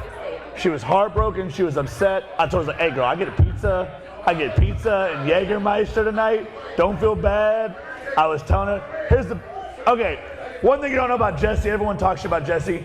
She started crying on camera about getting eliminated. She felt bad. She didn't feel bad she was going home. She felt bad that she was the reason we went home. Yes. And they paused, they took a break. They're like, whatever, show's over. They're like, okay, places. Come back. They made her sit down and start crying again for continuity for TV. So they had to start talking to her, make her cry again. And it was awful. If we just got her to stop crying. She took it bad. Yeah. But it's a game. It's a game of chance. You had no idea. And Brad was just better, because fuck him. And but I'm just saying, it was awesome. I'm over it now. Look, it was a game of chance. She took it hard. It's good. It's fine. They say saying we all got better for it. We all got better for it. And I love you very much. It's okay. I love you very much. We're gonna get better. Good job. Look, good. Yeah, go. I'm glad. I just don't think we're getting a shot for you. Yep, she said it. Let's go. Butter up. I'm glad you guys have so much passion. Yeah. I really am. That just shows that this is going to be this particular situation for the Squid Games and Challenge. It's going to be such a. I would have won. I swear to God. This is great, y'all. I love the passion. Keep moving. I'm in production right now. Personally, I had 6 people who were willing to sacrifice themselves for me in marbles. 6 people. 6 people. I genuinely feel like I would have won if I just, could pick a ship. Pick a ship. If I could pick a ship, I feel like I would have won. I would have spent all the money on myself. Everyone's gonna vote for me to get out of there. I ain't gonna do it. Okay. Well, guess what, y'all? If you guys want to tell them anything out there in the world, we're wrapping it up at this moment. Anything you want to say to anybody, kind of about your experience or anything that you want to share? You guys have shared too much already. So I'm gonna go over here. Yeah. Some of the older guys talked about it, did it change you and everything. It's I think when you're older, it doesn't change you. It's more of it's almost like a bucket list thing. It's you already had all your experiences, and this is just one more thing to add to it. One thing I loved about this show was the representation it had for male, female, sexual orientation, race, country, religion, everything. And just being able to speak to so many people from all those different spectrums, that's what I really enjoyed. And I learned a lot from so many different people. And that's like going on an around the world trip, but you get to do it on TV. Yeah, and being on TV was also part of the bucket list, so I got to enjoy that too. So you've never been on TV before? I've been on TV, but nothing like this big. He's in that ad on Instagram. I see that dude every freaking. I see you every day on Instagram. Have you seen that? Man, none of y'all as famous as this man. He's in this ad on Instagram. There's an app on Instagram, and he is the main spokesperson of. I see him every day. I'm trying to look at girls in their bikinis, and I see this man it's like, hey, you like this 22-year-old in this bathing suit? Watch this man's ad first. And I see him every day on Instagram. Congratulations. Biggest brand deal. Leave him alone, Riley. I love it. That was honest. I honestly, congratulations. I see you every day. It's awesome as hell. We appreciate your honesty. I know, right? It's so much It's so much. I should have. Wait. What I should have did was I should have separated these two and put. You know what I mean? Passion. Y'all got straight passion over You here. waited until after I drank like 10 of these. That's your fault. I told you we've been mingling too much. Drinking and mingling, having good punch. I didn't do anything. But I love it though. Well, okay, Jason. The only thing I want to say is I am forever grateful for the experience and having to meet so many people from around the world, different backgrounds and everything. So I live kind of a normal and not normal life, suburban mom, and so coming on to here really took me outside of my element, and I've met so many individuals, had an amazing experience, and I would 1,000% do it again. I wish I could have made it longer. I know we had our moment, but it is what it is, but I probably would have won it all at the end of the day. I would have just laid low. Say it again. I would have been a loudmouth like Riley, and I would have just made my way through. Some people didn't like all that noise. Yeah. He was meant to be eliminated, huh? He was. I was a piece of shit. He was meant to be. Well, okay. Now you go ahead and share your experience, whatever it is. You want to tell anybody what you want to tell them? My experience is great. I just want to say shout out to the snack pack that they cut all of our routines. If someone from the snack pack won Squid Game the challenge. So I love it. Oh, I thought it cut off. I was like, oh. So shout out to the snack pack, which was Figgy, Cookie, Chad, who's the tray, Mai Tai, and then who am I missing? Oh, Brownie. But yes, to anyone who wants to apply for season 2, do what scares you, do what you love, and just be who you are. That's it. Nice. You said it now. Just know if you apply for season 2, so am I. I'm fucking coming for you. You ain't winning shit. I'm coming back on season 2. Y'all don't know this. They already texted me and said, hey, you're in this. They didn't. But I'm coming back on season 2. I'm gonna destroy all of y'all. You ain't got nothing. I'll be honest, I ain't making it to red light, green light a second time. That was hard as hell. There is no way I'm making it to red light, green light 2 times. I ain't that lucky. I ain't that lucky. I know you ain't talking about that red light, green light situation here going on. The first time. Okay then, yeah. And they put 2 extra seconds on the clock for Leanne. Because if shit hadn't, I would have made it across. Who knew that? Hold on. Can't be spilling production. Spill it all. Look at Riley. It's been spilled. That shit's been spilled and stained. That's just But you know that's Riley though. That's why you won't see him back next year. Cancel.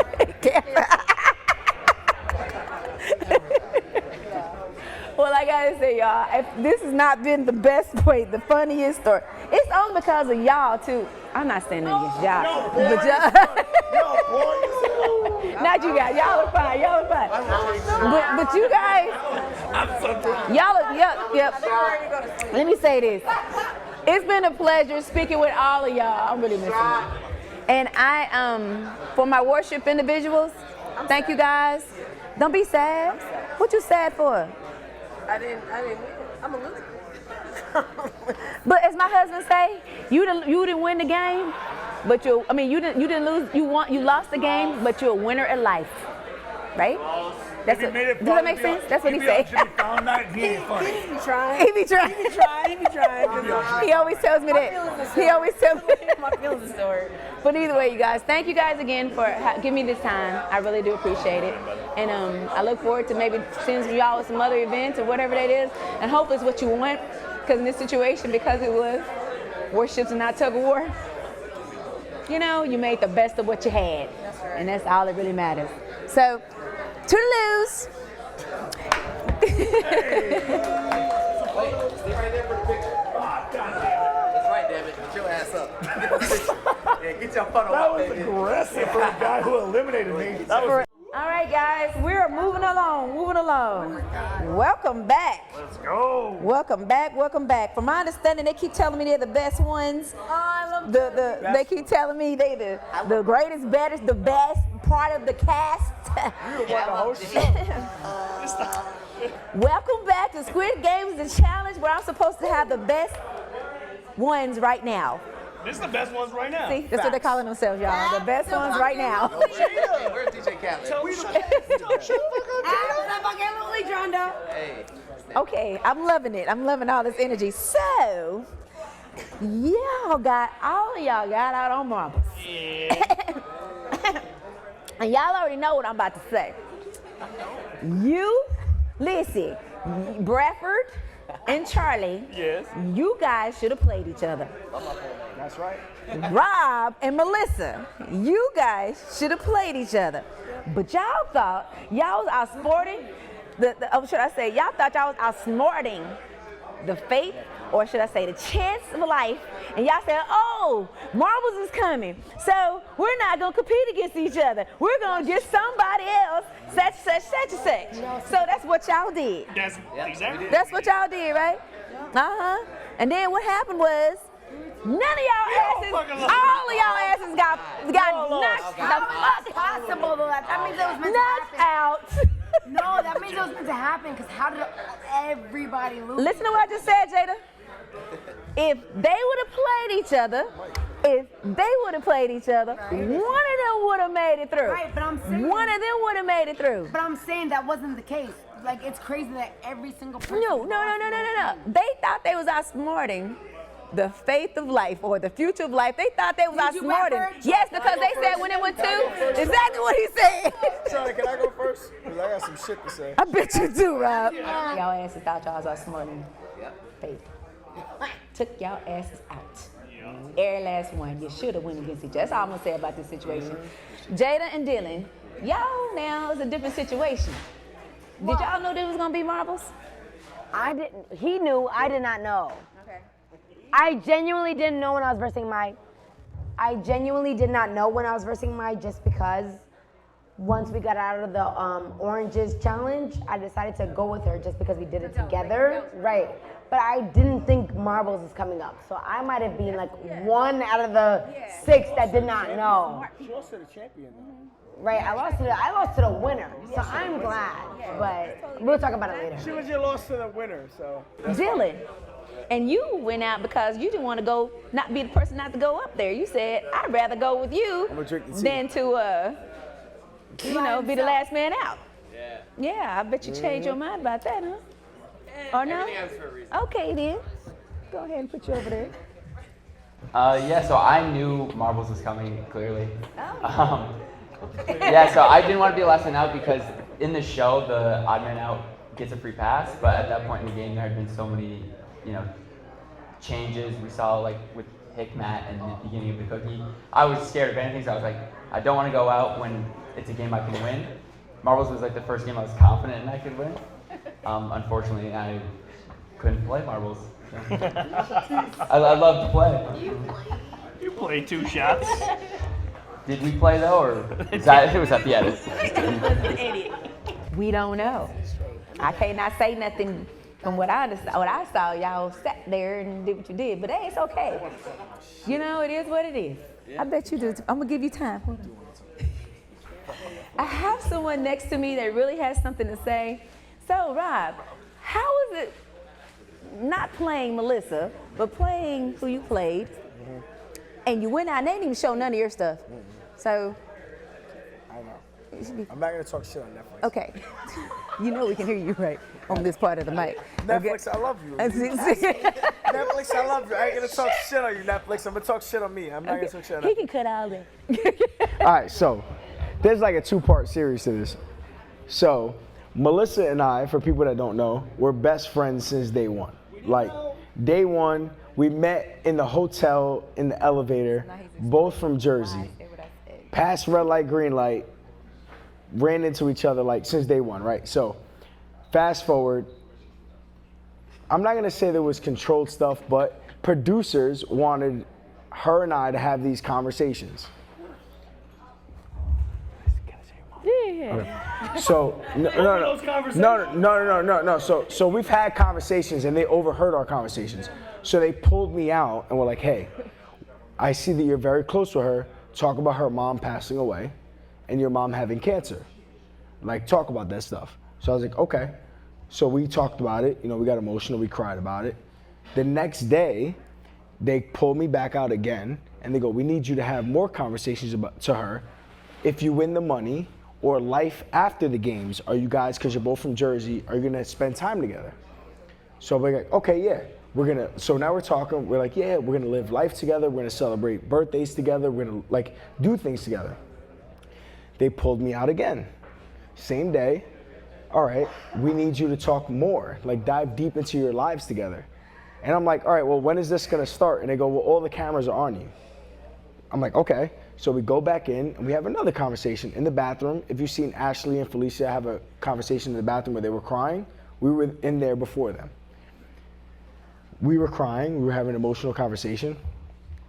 2 hours, 3 hours later, they go, everybody, we're gonna have a picnic, pair up. Her and I are standing right next to each other. And this is to our downfall. Nobody knew it was marbles for some fucking reason. We both looked at each other and we go, this is marbles, choose someone else. So I chose Perna. I never even met the guy. She chose B. She never had a conversation with her. So we end up playing them in marbles. Literally, like, so in the marbles game, there's 31 marbles games. They only put 4 at a time. So you put 4 games, you move on. You put 4 more games, you move on. Melissa and I were in the back strategizing. They called us up first game.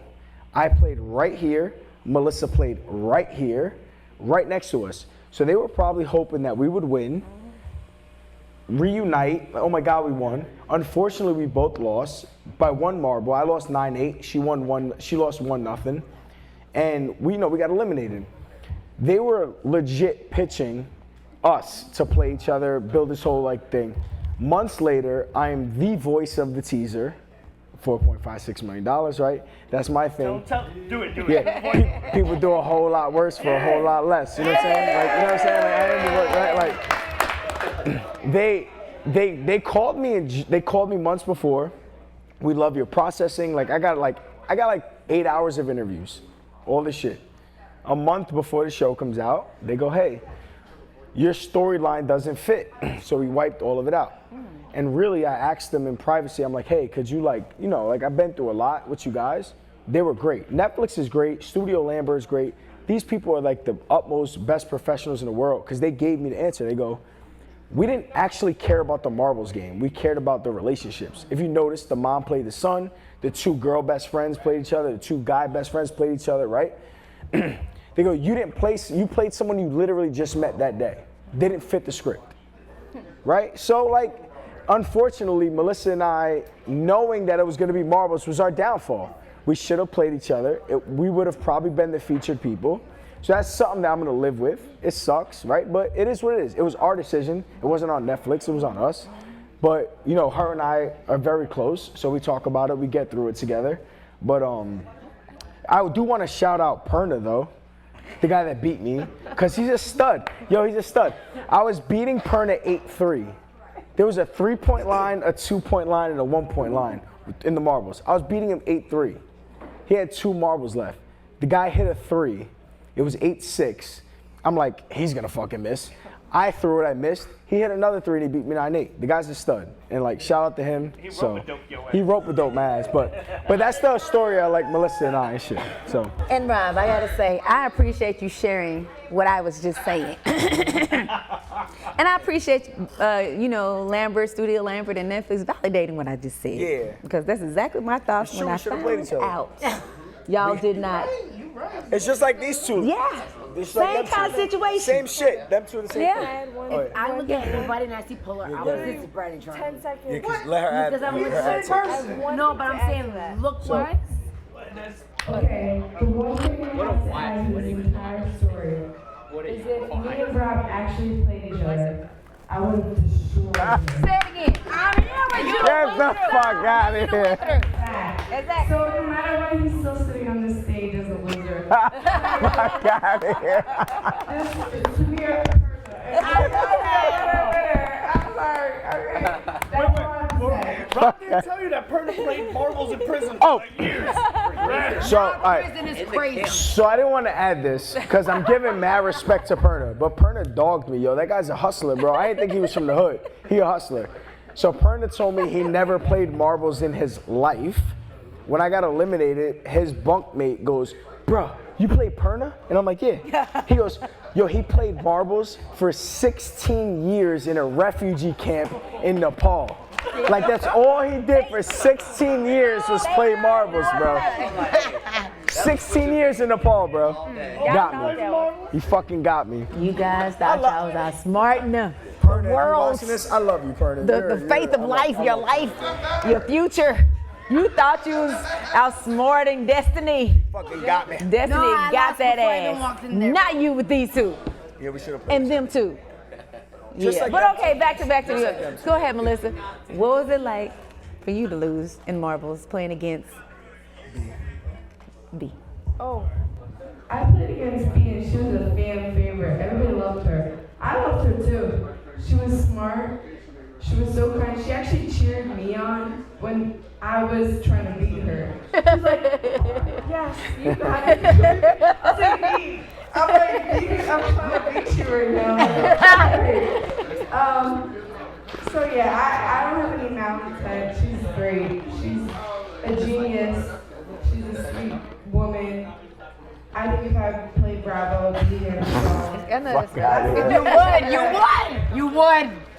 Like I said, I made peace with it. It sucks. I'm a rough hater. I think everybody on this stage will say it would always be a big what if.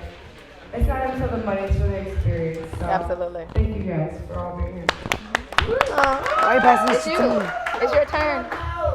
It's Or did I Jada. do you already? Jada. Jada hasn't seen the light of that mic. Jada lost to the She champ. lost to mine. I think She lost she to did. She mine, talked the about champ. it. Oh, Briefly. man. Oh, yeah. So let's go here then, Jada. So when you lost to mine, tell me what was going through your head. I mean, we saw you crying. We saw you bring back the situation in regards to your brother and everything else. And you know, it was crazy. Some people were like, her sad story didn't match this other person's sad story, and they kept bringing that back and forth. And I was like, you know, thought that was interesting. Like, yeah. Okay. Jada cried for like 2 hours. Hey. Charlie, that's crazy. For you to expose me like that? No. It's crazy, Charlie. But, so actually, what people don't know is that, like, me, Maya, and Justin actually connected on pretty early on in the show, like, right after we got in during Red Light, Green Light. So, versing Maya, I feel like it honestly felt like it was like destiny that we kind of like build that whole thing up. Right. I told her about my dad. She was one of the first people in there that knew about like my father and like all of us going on, and then like my kidney, and then Justin, and then her, and like her backstory. So going on to that kind of like extended into like Oranges, which it was all of us in that scene. So the only reason why I chose my Marbles overall was because we did Oranges together. Like, we were in a line, and I was actually going for Lucia first, and Lucia already was partnered up. So then I was like, might as well. Like, we just did this challenge together. Might as well like enjoy, you know, reap the benefits. Yeah. But that wasn't the case. So more so coming off of that, I feel like it was hard for me just because out of everybody in that dorms besides Arlene and Darlene, Mai and Justin were the only ones who knew about like my family and like actually opening up to them about it. So being able to talk to Mai about that and then be like, okay, well now it's like you versus me and like us against each other, I feel like was the hardest thing for me in there. And it was very emotional, and I didn't expect it to be marbles. Like maybe I was so naive to the whole situation, like everybody else knew that, but truly, like I did not know it was marbles. I wish I did, because if I did, I would play everything out way different than how it happened. But the thing about it, because, but listen, the thing about it though, because you didn't know, you're fine, I mean, no matter, because you didn't know that it was Marvel, I feel like that was even more genuine of an approach to everything, because you actually went into it as you're supposed to. Yes, your destiny was set like it was. You were supposed to lose against Mai. Mai was supposed to be the winner. And I think that's great. But when I'm making fun of the fact that they did their destiny differently, you chose yours on your own page. You know what I mean? You actually went in not thinking about it. And I will 100% agree with you, because I feel like everything in my body told me that like I was supposed to lose in that moment. Before even walking into Marbles, I already felt like a loss. Like I was not in the right mindset at all. Like the whole night before, I was crying for hours. Like I have never let myself be that vulnerable to like everybody I think in the dorms. And to actually experience that and to, you know, like 50 other people who knew what I was feeling at that same time because we were all waiting to go into Marbles and just find out what was next and to kind of figure out like if we would make it into the next round. So dealing with all that, I never expected it to be me more so, but I was super emotional. Like, I think I just got maybe talking to Rob. She's fine. No, she's. I know, but I was, They know. I just started talking to Rob. Everybody knows. And Yeah, they know. corner really like a day before that. Yeah. It's So more I was about, sobbing to them. I'm like, reunion party. I don't really know what to do. You know, like I opened to Tamaya about many other things, like my dad, my father, my surgery, my kidney, like donating my kidneys to my brother. Like that was a big thing for me. So she already knew that going into the game, and not that she was able to dismiss it, but like she was able to lock in way better than I was. Yeah, because and I was that was always my fault. Mine had been through more life So, than you had, more life than you've been and through. that was So the whole point on how we connected. Though. Yes, and so because she's been through more life, she's able to handle pressure a little bit better than Right. you would be able to handle the pressure. The thing about you, you're not to say that you're not growing. You are growing, and you're growing, and then there was more. You learned so much. And what I'm saying is that Maya's been through a pressured life. She had a lot going on, but when you was under that same kind of pressure, of course you're gonna lose it. You're gonna cry more. You're gonna be more sad. I agree with you in the point of knowing the pressure, but I disagree on the point where like I couldn't handle it because everything in my life before I could have handled it, but in that moment, you were saying you was crying for hours. I was though, and I didn't expect myself to. Is what I'm saying. Right. I didn't know I would be able to let down that wall. Like everything. That's what I'm saying. But that's going called, through that though. But that's called pressure. That's called not being able to handle it. But like my thing is though, like. And it's okay. With my background, I understand, but I'm saying with my background and everything, like I was completely used to pressure. So the fact that it's a different kind of pressure. I was vulnerable with mine, and then I had to go against her. Correct. Thing. And there was nobody else in there that I was actually that vulnerable with besides the twins, Justin and Mai. And this is why I'm saying what I'm saying. You were not ready for this pressure. You had more to grow on. I get what you're saying. You're supposed to be as strong as you possibly can be. Right. However, you were not ready for that pressure that was there. That's part of your growth. That's part of who you're becoming in this moment. That's what I'm trying to say. I'm not trying to say that you, like you say, you disagree. I'm not asking you to disagree or not, but what I'm saying is you just were not really strong enough for that particular pressure. I agree. You know, you was not ready for that. That's what, and it ain't got nothing to do with Maya's age either. It has more to do with what she's been through in her life. Experiences change people. They make people better, they can make them worse. In this situation, for her, it kind of made her, she's like, hey, what her experience has been through in her life, that made her really, really strong. Yeah. So Stronger for this kind of thing that was going on, just like the couple of people that I've had sitting up here, the older guys, when they said this nothing really changed them and it just gave them more of the experience, but them military individuals, they've been stripped down and made different.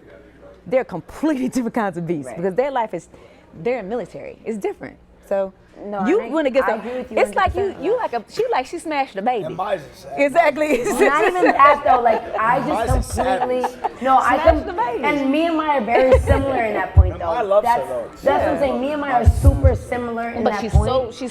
she's so focused. When But she's if it focused. wasn't her, I would have been fine. Exactly my point. That's what I'm saying. My point. If it I agree. was her, I agree. That's where I felt like the connection was there. She's But one if of it the wasn't strongest mine, people in there. I would have 100% been fine. Is what I'm saying, because like I said, she was one of the few that I actually decided to open up with about my whole story, about my life and all that. So being able to bring that into like the other playing perspective, we had a whole night on it. Me and her had a whole separate conversation where she was like, if I was friends with a person, like I would give it to them. I was like, I don't want to lose that way. Yeah. You know what I mean? Like, or I wouldn't want to win that way. Because it's like, I would rather verse you and lose like honorably rather than you just giving up the win to me and then I just take it and I move on to the next round. I just feel like that's not the like honorable way to win. Absolutely. I wouldn't want to win like that. Completely agree. Absolutely. So then when So we you're- got into the games was the whole next day over, and I And this is what I'm saying. completely folded, and I will blame this on myself 100%. Like I cannot lock in the way I normally do. Like yeah, it but just this is wasn't because there for it was me. you had stress and everything. That's what I'm finna say. It's all here. Your difference was this. And I you felt went in. sympathy for her though, Yeah. mind you, like. Right. Because it was like me or her, rather in that like in that game field, it was either I was winning or Maya was winning. Yeah. And I felt so sad to the point where I was like, but that's I don't why- want to send my friend home, You know and why? I don't want my friend to send me That's why home. they showed And that I was stuff. just mourning, They like didn't more show so that. like mourning that before it even happened. This show so fucking No, it's traumatizing for sure. Because that's the thing. But It it's was like- genuine. It was a genuine situation. That's all I'm getting. And I don't think a lot of people know that me and Mike had that relationship. I don't think a lot of people knew that. They didn't, but they saw it in Oranges. They saw y'all building that relationship. They saw you speaking to her in certain ways. At least I did when I seen it. Even Right. though I might not know the whole story, Right. but I saw So enough that's of what it. I'm saying though. It was like not really where I was shown as genuine, but the fact that me and Maya was able to like have that connection and then go into the games, like I felt more so guilty to the fact that I consented home rather than like me actually doing it. Yeah.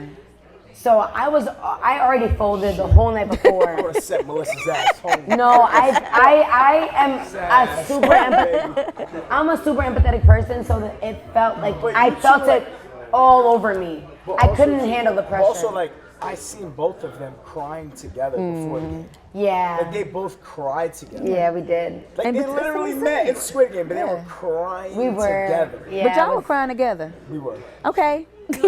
But they were embracing each other though, so they have the opportunity where it felt like one of them is coming back. With me and Maya, it was like Maya or me. So I'm glad that she won. I'm glad that Yes. everything happened the way it did, because Yes. I really truly feel like that was the way it was meant to happen. But it just like hits the ego, I Yes. feel more so, and then it also hits me because like I'm a super competitive person. Yes. And I know that like if I was in the right state of mind, like it probably would have been better odds for me, but it's the fact that it wasn't, and that's just what it is, and that's how the game played. And I'm happy that the winner beat me. Absolutely. You know what I mean? Like I don't care about anything else. That But the part. winner beats me, That and I'm part. happy about that. Absolutely. So Absolutely. amazing. It's okay. Let me say something, Jay. It's like I really appreciate you sharing and allowed me to be the person that I am and talk with you the way I talk with you, because you're so receptive, and I love your comeback and conversation. I really do. I can appreciate it a lot. Next, Dylan. Dylan was up here like he was getting tired of sleeping. We're going to throw him off stage in like 2 minutes. Get out of here, Mr. Quiet. And I'm listening and I see what's going on. But based off of what I saw on Marbles, you had a lot to say, or not. Say something. Okay. Beginning What to I- end, baby. I mean, all right. So Dylan, what was it like losing marbles and you didn't even get to play marbles? Because apparently we didn't understand what y'all were playing. I don't think you did either. Because it was something like that. And since that was the case, can you expand on it? That's the word. Expand on that for me. Expand on it. All right. So I pretty much I made like a statement on my social media just to kind of explain the situation. But to give you guys a summary, essentially, the first. Let me just. I don't want to misspeak. Controversial shit on. Yeah, I know. So I just don't want to misspeak. So, as far as I remember and what I was told, because when the show dropped, obviously there was like a big discussion on social media about it. So I didn't respond. I was just, being a punching bag for a couple of days, and I waited for Netflix to watch the unedited version to tell me what happened. And so I was like, all right, cool.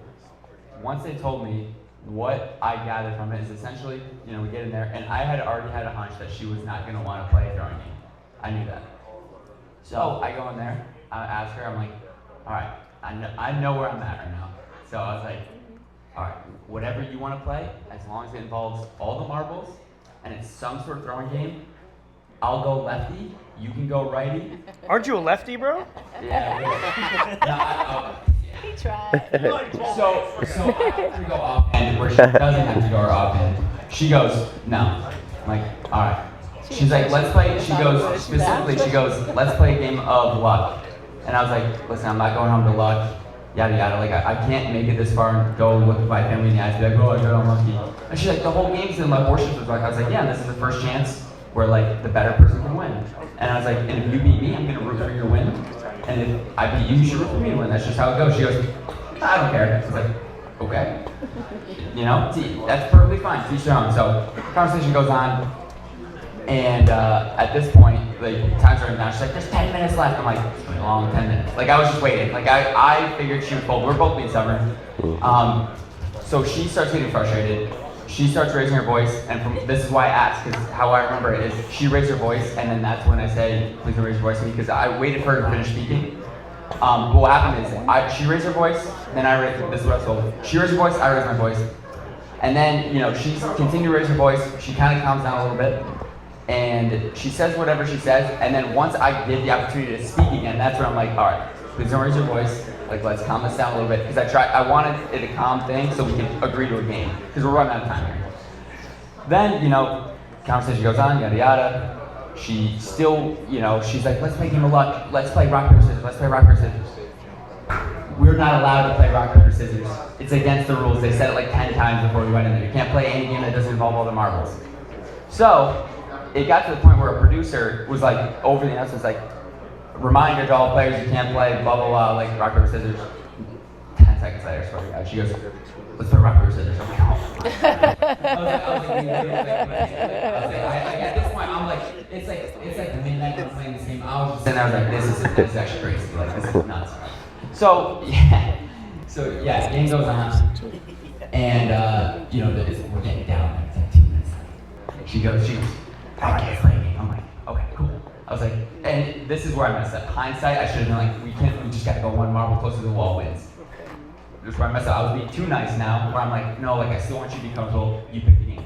So she's like, takes probably another 45 seconds. She's like, all right. Places a pot, and adjudicators who said they had to be very, very specific on the rules. She places a pot. She goes, first one to make 2 marbles in wins. Specifically 2 marbles. And I was like, where are we throwing from? She goes, right here. And we were like leaning on the patio a little bit. So I'm like, all right, cool. I'm like, do you want to go first? She's like, go, go, go.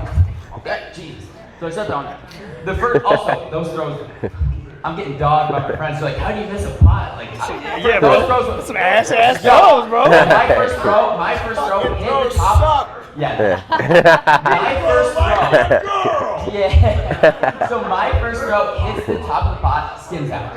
And this is why I should have done the closer to the wall. Her first throw, 9 miles to the right. I was like, oh, easy. So I'm like, yep, like this is gonna be easy. I throw, hits the pot again, goes out. I was like, oh no. Like I started freaking out. I was like, how did I miss?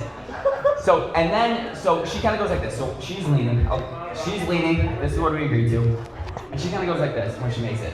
She throws it like that, and she kind of moves. But I was like, I literally saw. I was like, God, like I'm not gonna be that guy. Cause I'm trying to be nice. I know where I'm at. I know cameras got me. So I was like, I went like this. I was like, cool. Dude, it was the most savage thing I've ever done. I was like, lean back, hit it. I was like, yep, tie game. So at this point, I don't know what now this is where it gets a little hazy, because at this point I'm like focused on making the second marble because that's what we do to win. I'm pretty sure what I was told is that the time was like, now somewhere between like me tying the game and us like continuing to play, the time ran out, so it was like invalid. But you know, we throw like a couple more times. I make the second one, and then she makes the second one, but when she makes the second one, she literally goes like this. She's like leaning, she literally goes, and like slam dunks it, to the point where I was like, you moved. And admittedly, she looks where she's standing, she's like, yeah, you're right. And so I was like, okay, cool. And then they're like, yo, like time's out, like you can't do that. Like we're like, okay. So I was assuming, like after I saw the final edit, I was assuming that like because they put us having like a tie, that when we made the second marbles, it was past the time. Like we were just playing, we were panicking. But Dylan, I made it first. Yeah. That's exactly what happened. I made it first. I'm like, what? I don't know what sport the sport person wins. That's crazy. Wait, by the way, so wait, I don't want to interrupt, but there were like 3 other games. There were 3 other games going on, and all 3 of them. So the 3 other games were like, they heard her yelling. You're fucking yelling, like snapping at him, and he was like, why are you raising your voice? But they didn't show any of that on Netflix. 3 other games, 3 other people told me that. Going on where, you know, like that's why, because I'm not gonna say this on social media, like she was making videos, yada, like I was unfazed with the fact that it's like, I understand, like I can be like the nicest guy ever, but if people have an opinion on you, they're just gonna have an opinion on you. It's like, I'm not gonna try and persuade these people. I'll say what I can say, and that's it. There's other people there that literally heard her and never heard me, and there's a good reason for it, but it's like, you know, all I know is no news all the news articles that were like written about me took her side, used my name, used my face, put her story, never asked me once, never cared about my side. I know people from high school that Use were your like, family's name. so like Who's my here right now? Yeah, so like my parents were getting DMs, my little sister, little brother getting DMs. It got crazy. They were going back to like tagged photos, like to like 9th grade. Like girls I went to like homecoming with like my freshman year, like asking like if I how I treated them. Like, it got crazy. Damn. So like That's wild. the news ran with it. It got pretty wild, but I'm glad I met my Marbles friends and some people from the game because without them it was really tough, to be honest. But I'm really sorry that happened. Yeah, that's crazy. It's fucked up 'cause people heard it. Yeah. Yo, she was yelling at this motherfucker and people heard it and they cut all that shit out. Why raise your voice? This is a deal, though. I mean, that's one thing about it. Is like that's what we're here for. For those people who have an opportunity to get to see something like what you just talked about, your side of the story, it's going to make a difference.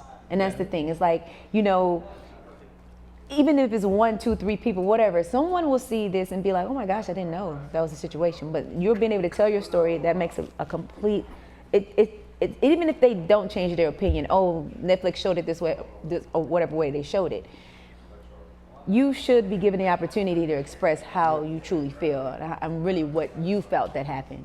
It's 2 sides to every story. Yep. But there's only one real one. So, and it is what it is. And people who know that are the people who are actually there. Yeah.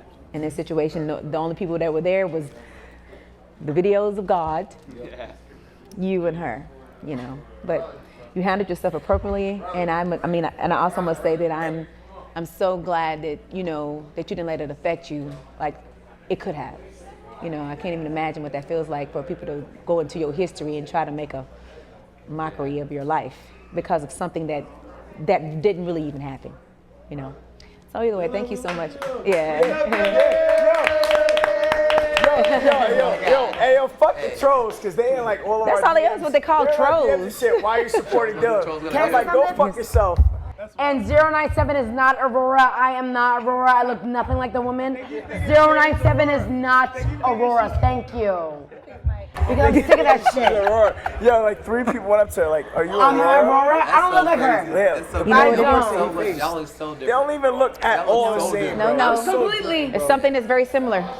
No, there's Black nothing girl with similar. braids, They're that's it. black. Oh, I thought y'all was short. Those are the people. Black girl with braids. I don't Racist look like her. fucks. It's something different. Those are the racist fucks. Like this. But anyway, let's get on to Mr. Bradford Jack. Now let's go to these 2 losers that Excuse me, could have been sir. the show. Excuse me, sir. The best for last. Excuse me. Excuse me. could have been the Rap, show. excuse me. I got nothing. I'm a man of few words. Hold on for a second. Hold on now. We're gonna get into this conversation with Mr. Giles. I'm sorry, baby, I called your whole name. Brad and Charlie. Brad and Charlie tried to fight Destiny. Yep, sure did. Absolutely. Destiny fought back. And Destiny fought back. Hey, all day. Now, what they don't know is that you guys hung around each other all the time as well. Hell yeah. All the time as well. And y'all were really the best of buddies. Your story got cut too because y'all didn't want to act right and play each other. Yeah, nobody knew we was even friends. Exactly. So, who's gonna go first? Here you go. All right, so the thing is, like, me and Charlie was literally doing everything together. I'm talking about we showered for like 2 hours, damn near every day. And I'm not saying we're in the same stall or nothing like that, but we had shower hour. And my boy Dan can attest to this. But shower hour, we would sit there and talk a whole bunch of trash. We'd be in there like, look, man, there's nothing else to do in the dorms. Literally, we had to figure out what to do. We came up with talent shows, which, mind you, they didn't show any of our talent shows. We had some dope-ass dances. We had a whole bunch of people doing magic tricks. We was doing so many different things to keep ourselves entertained, because y'all don't realize when y'all in a place like that, 24 hours a day, 7 days a week, literally can't go outside, literally have like hardly any food to eat, anything like that. You're just trying to find a way to keep yourself sane. And outside of the conversations that you have to have 24/7, you're just like, shoot, let's just do shower hour. So we're like, we got a podcast. So anybody who come into this bathroom, gonna listen to me and Charlie talk shit about all kinds of outlandish craziness. So as soon as we knew that, like, you know, they said we gotta do a picnic, we looked at each other and said, hey, he's putting up, bro. Hey, I'm gonna go to Phil. I looked at Phil and I was like, oh, I got Phil all day. Phil looked at me and was like, oh, I got Brad's ass all day. And Phil tore my ass up. I was like, damn, bro. I was like, I remember when we dug that hole because I wanted to throw a game, or I wanted to throw it against the wall, and it was just such a steep incline on it. I was like, we're not going to be able to properly score and see exactly who wins. So he's like, yeah, let's just do it like we do on the show. Let's dig a hole. So we dig a hole, right? And then I'm literally looking at Phil, right? And Phil gives me that laugh. He has this smile that he does that they did not show on TV. Phil goes like this. So I was like, he about to beat me with his Kool-Aid smile on his face. And so he literally throws the damn marble, the first marble, bam, right there in the hole. I said, shit. I was like, he about to whoop my ass. I was like, I'm about to go home. I was like, damn, this is crazy. And I remember, because they don't even show it on the show. Nobody can even tell what game we're playing. It looks like there's a circle around the hole, and it looks like there's a bunch of marbles there, and then who's closest to the hole maybe might be winning. Let me tell you something. Phil hit the first shot. I hit 0 shots. And then he hit 0 shots. So we found out we both sucked at freaking marbles. But because he hit the first shot, he went on to the next round. My ass went home. It was literally 1-0. It was 1-0. Literally 1-0. Shit was a garbage game. Now I looked at Phil. Phil cried for like 30 minutes. They didn't even show it. He was like, bro. Why are they gonna do this? I was like, I don't know, Phil. But it's gonna be okay, man. Look, you just go for it. You do your best. You win that money. You do your thing, man. This is all you, bro. And inside, I was like, I'm dying. Cause I hurt so bad. I ain't gonna see my friends again. And I lost to the guy who looked at me like this. So I'm like, oh damn. So this shit was so freaking wild to me. So I was just like, oh well. But hey, Phil did his thing. But they really, really, really wanted me to play Charlie. And me and Charlie had such a close relationship that I knew that, like, if we played each other, we didn't want to have to just, like, you know, go at each other's throats. But we're just so cool with each other. Yeah. So I was just like, damn, man, I don't have to go up against my boy like that. Hell, even if it was Rob, you know what I mean? We were all super close. And me and Rob and Charlie, like, we all talked a lot, but we didn't show it in the show. Like, he was, like, with his group, they were in the corner. And me and Charlie were like, we're going to float around because we want to basically, like, not be in an alliance, but still have alliances with everybody. So we would go from spot to spot. Yeah, we have our bathroom chats. So I'll let you tell your side of what you feel. Is that what I'm doing right now? The bathroom spot, baby. Oh, all right, well, come on. Charlie told me I got caught in the bathroom talking to y'all. With your pants down. Rob was crying so hard. I got caught in the bathroom, y'all. Yeah, he was going through it with his friends. So back to this marble situation. So, Brad and Charlie. Yeah. Who would have won? Who would have won? Yes, if you rolled with Brad. Oh, Charlie would have whooped my ass. I don't know about that. Charlie would have whooped my ass. I'm not gonna sit up here and say that I would have whooped somebody's ass knowing that I can't throw marbles for shit. You sure can't. So you can't throw it all. You Hold really on, can't. one thing though. This motherfucker can do backflips. My baby cannot. He cannot throw. He really cannot. Yeah, jump He can't off throw. crazy 20-foot walls. Oh, he really can't. Throw marbles with these hands, man. They're not meant for that. But I've never seen a 12-pack in my life until you took your shirt off. I know. Oh, this Rick guys in the motherfucker bathroom. They didn't show Brad. Brad's got buttons. Hey, they showed Charlie's shoulders. It was like, look at Charlie's shoulders. All right. Let me control this. Let me control this drama that's happening right now. Okay, Charlie. Yeah. Your partner that you played. Oh, Sam. Sam. Top 3. Let's talk about Sam. We all played top 3. Oh, y'all sure did. We all played top 3. Yes. Hey, we all played top 3. Top 3, baby. We're the top 3 losers. We're the top 3 losers. Let's go. So Sam got in on you. He got in on me. That does not sound good. I don't like the way that sounds, Tronda. But yes. Okay, so okay. How about this? So Sam, I can't say what I would have said either. Okay, I can't say that either. Okay, so Sam got your ass. Way worse. It still sounds just But Sam Okay. is shredded. Yeah, it's like, Okay. I got one. Okay. My Sam last. beat me. Sam beat your ass. Yes, ma'am. All right. Smack the ass too. It was a close game. So seeing how Sam beat you, right? Yeah. Were you expecting that? No. What? Okay, was I expecting Sam to be? Okay, Sam's 6'5". I'm 5'6". 6'7". He's 6'7". He's a whole 12 inches taller than me. That man is a fucking beanpole.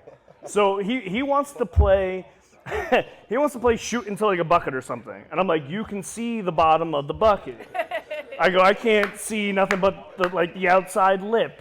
I go, maybe we'll are you cool to play something a little more even, like shoot against the wall, which we've seen on the show. Some people shoot against the wall.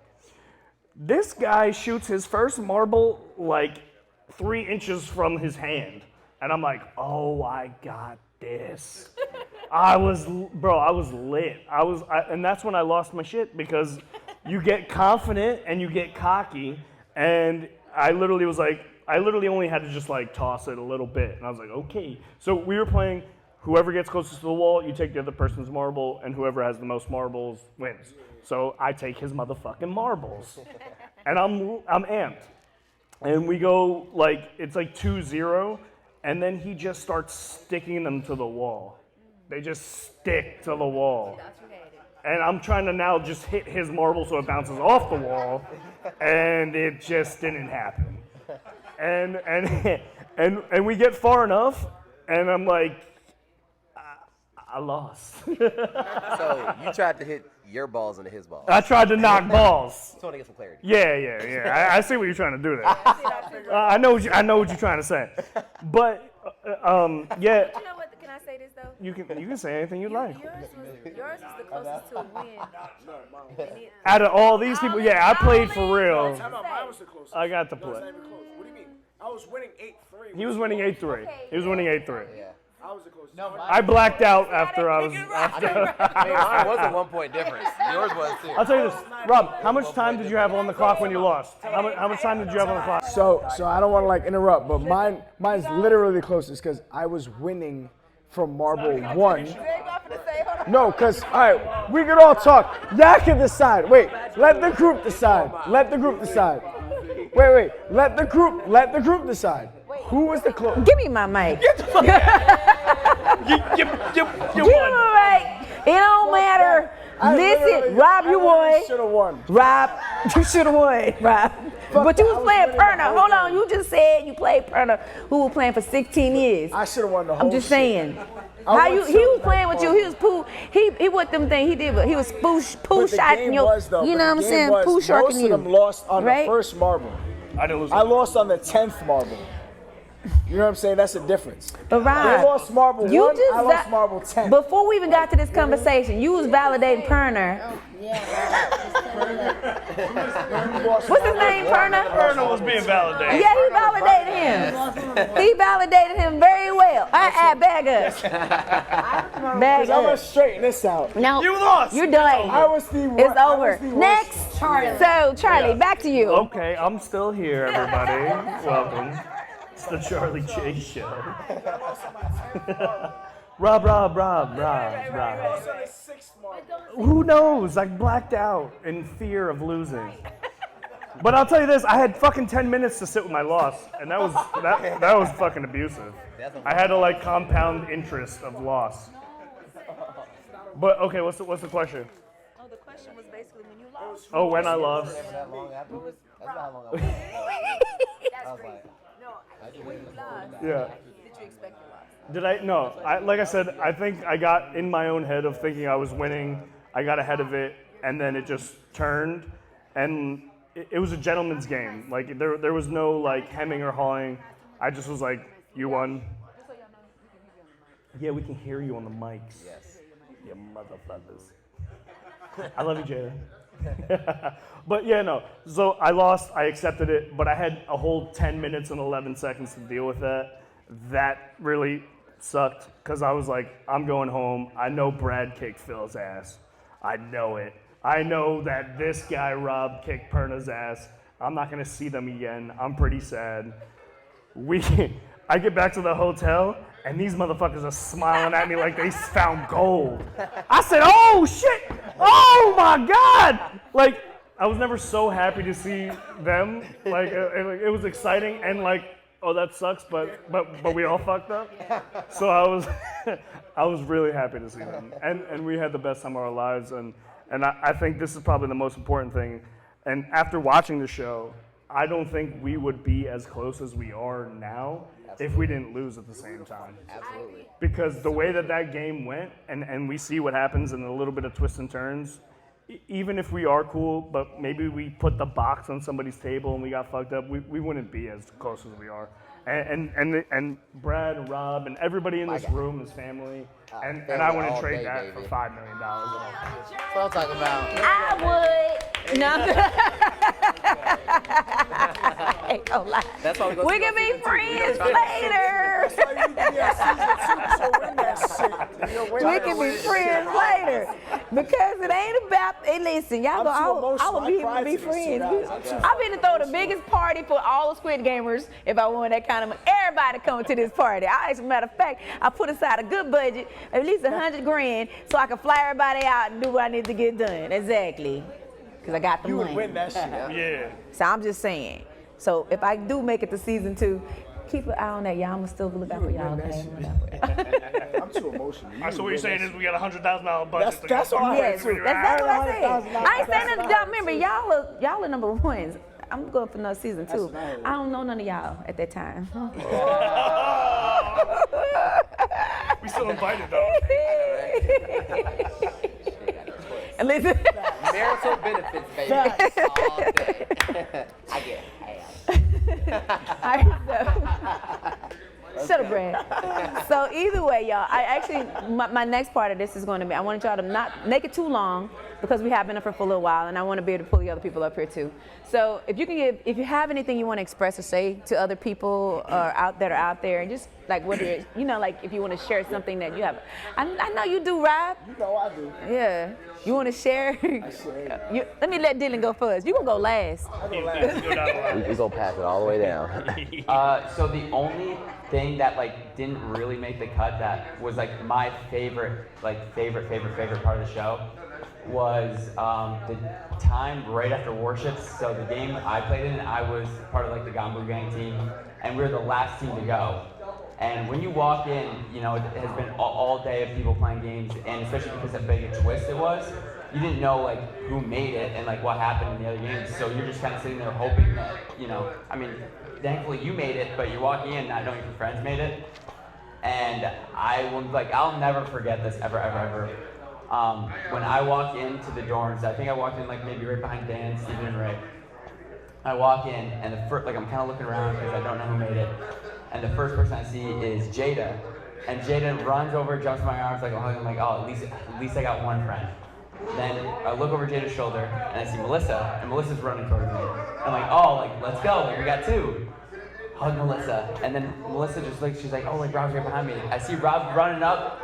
I hug Rob, I'm like, oh my God, and Rob goes, we all made it. I'm like, what do you mean we all made it? And I just turn around, I see everyone that was there. I was like, oh my, it was such a stressful day. And coming in last and just seeing that every single one of the people that I was friends with made it was I'll never forget. That feeling was insane. It was Oh yeah. Okay, what was an experience for you there? How did you, anything you want to share with anybody, give them advice or anything like that, that kind of thing? Advice for season 2? No, life advice. Life advice? I get my life advice from these guys. I don't know what I'm doing. Okay, mic check, go on over here to These guys are life advice. All right, so the thing is, all of us were in an experience that nobody expected. Everybody thought that everybody they were going to meet there was going to try to kill them, stab them in the back, do a whole bunch of crazy twists and turns. Nobody had any clue that they were going to meet some of the best friends they would have in their entire life that are going to be friends with forever. When we are old and gray and we are in wheelchairs, we going to be pushing each other around. Just hey, bro, I got you. Just like red light, green light, got your ass. And for those who don't know, that was the hardest fucking game on the face of the planet Earth. All y'all trolls talk about, oh, that little girl cried because she was squatting for 10 seconds. I could do that. She was doing that shit for 45 minutes, and that's after she'd been doing it for 5 hours. Y'all, we played red light, green light for 9 hours, literally in 20-degree weather. It was so freaking cold. None of us could feel our fingers. None of us could feel our hands. Literally, all of the blood had zapped out of our body. You have to go from an extremely cold state to full sprint, forcing all the blood to flow through every single last blood vessel you have to full activation for 3 seconds, stop, cool back down again, then wait another 30 to 40 minutes. Do that shit for freaking 9 hours and tell me whether or not how you feel. But either way, life experiences. Whether, that's fine, but I just had to put it out there. But either way, whether you can or you can't, you're right. That's the thing you gotta always realize. If you think you can do something, you can. If you think you can't do something, you're absolutely right. So you gotta always know that whatever you decide, it's all about how you feel about it, and just always make sure you put yourself first on what you can do. Thank you. Yes. Beautiful. Yes. Okay, I'm gonna make mine quick because I see y'all yawning. Yeah, that's what I'm trying to Here do. we go. I'm trying to All right, pass the yeah. mic real fast, y'all. I got this. Okay, my thing is just don't underestimate the power of positivity, because that's what me and Brad really connected on. We were there for each other. He's the most positive person that I know in the game and outside the game, and he really helped me hold things together. And we were talking about the power of manifestation and keeping going and just staying strong, and no matter what was coming our way, we were gonna power through it. So that's just my little tidbit. Let's go. I love you, Charlie. Let's go. Charlie, my guy. You understand how this works, Rob?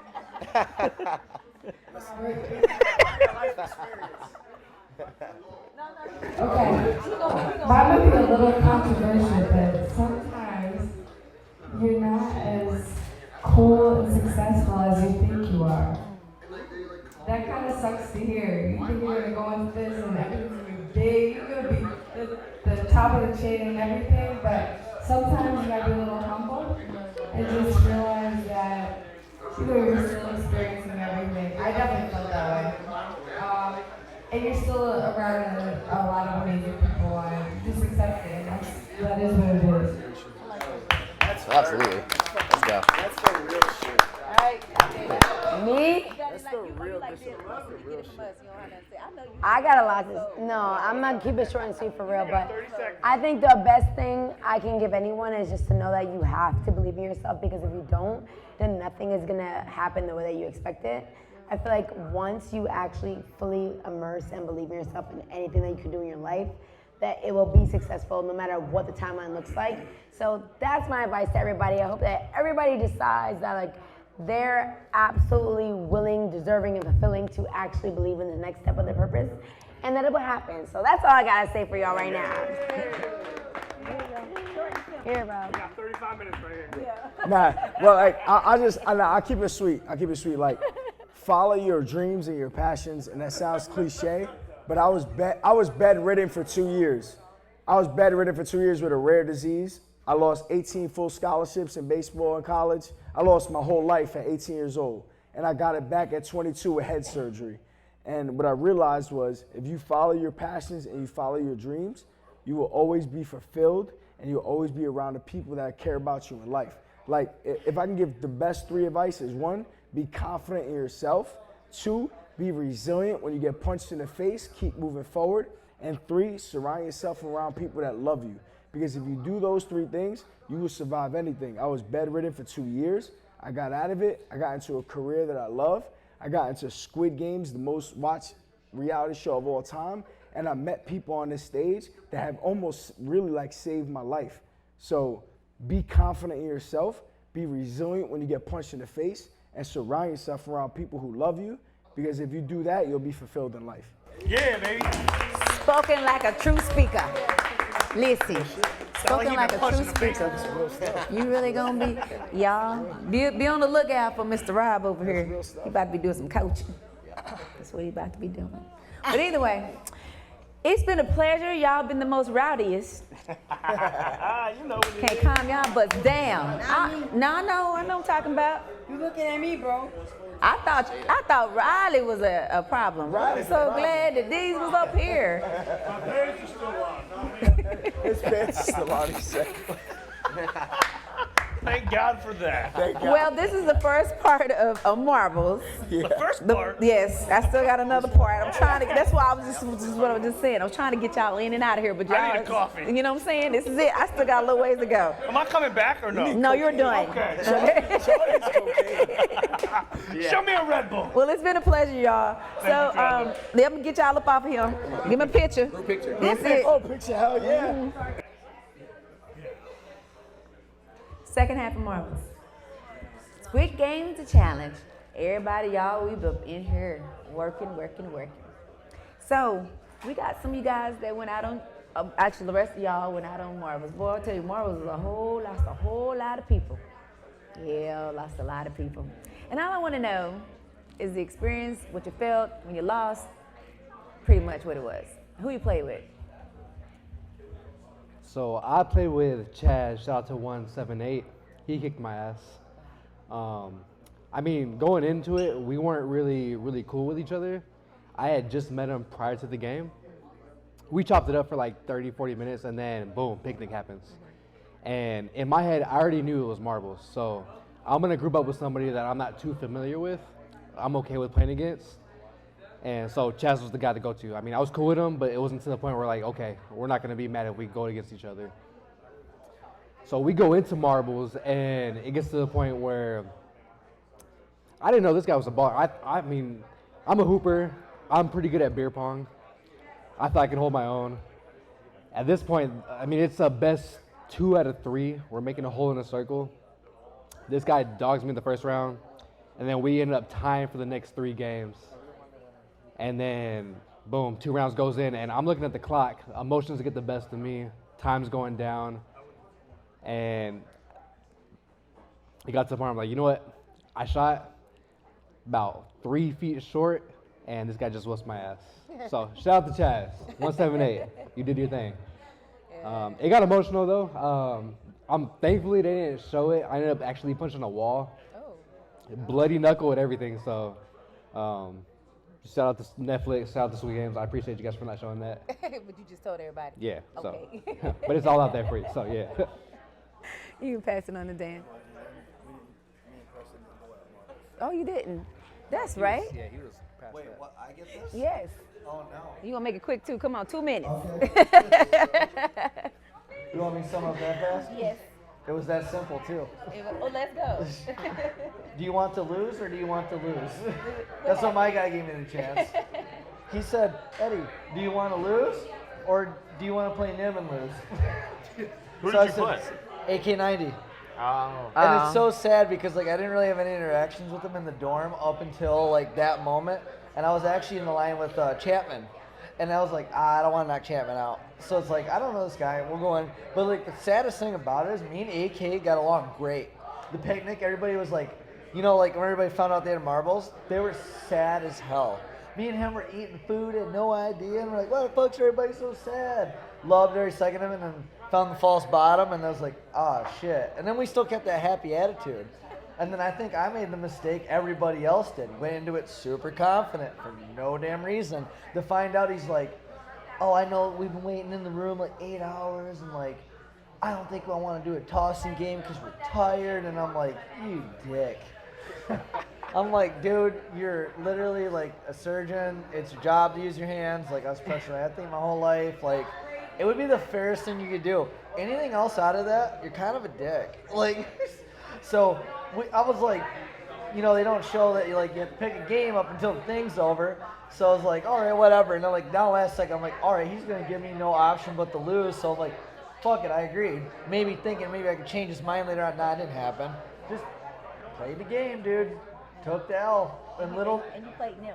Oh yeah. Y'all hear this? He played the game Nim. The game that's online that you hear about that you shouldn't have played, right? The game. Oh yeah, and guess what? Netflix ain't gonna do anything that's already been branded. So, you know, thanks for playing that game. You know, it could have done in our game, maybe they got some film time, but you know, pick the branded one. That's crazy. We won't show that. I'm so sorry that happened to you. Shit happens. That's justice for Eddie, yes. I got justice from my boy in the background though. Let's put it that way. There was karma plays out in its own way, and he didn't make his way through the dorm for a reason. Absolutely. But we're gonna talk to Chad a little Oh, don't bit. worry, he'll have something to say. I know you will. All right. Come on, girl. It's your turn. How'd marbles go for you? I lost. I was happy. It was Well, good. That's all right. Let's go. Well, now I guess that's marbles. So listen. Yeah, that's it. These other 2 men that are on these corners, y'all. This is for what we're calling the man massacre. Massacre. Yes. Manslaughter. Manslaughter. So the manslaughter situation, I can't even imagine what that felt like. Oh my gosh, to be eliminated because, you know, because you're a man. So, explain, express I'm sorry, buddy. your feeling. I love Amanda being all of them. Sure. The women's alliance thing, I don't think it really made a difference. I'll be quite honest. There were 9 women. 4 of them did not pick up the women.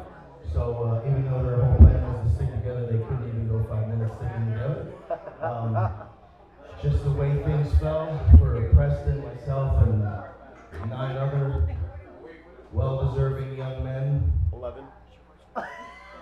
Wait, we loved it. He said 11. No, put a number on it. He remembers. 11. There was the The captain. 2 of us plus 9. Oh, okay, gotcha. Yeah. I went high school math. Sorry, public system was good too. It was Dan's show. So things didn't go the right way, and there had to be something I could have done different that would have changed the outcome. So I don't know what it was. One day I'll figure it out, but I haven't yet. Okay. But hey, come on, Robert. We're trying to finish. We're trying to finish it up really quick, and I got it. I really do. Rob, please. Rob, and I know, but we got people ready to go. We can't stay here. We can't stay here for that long. Appreciate it, bruh. Yes, we know. We do know that. We know he's the man. But let me go ahead and let me finish this up.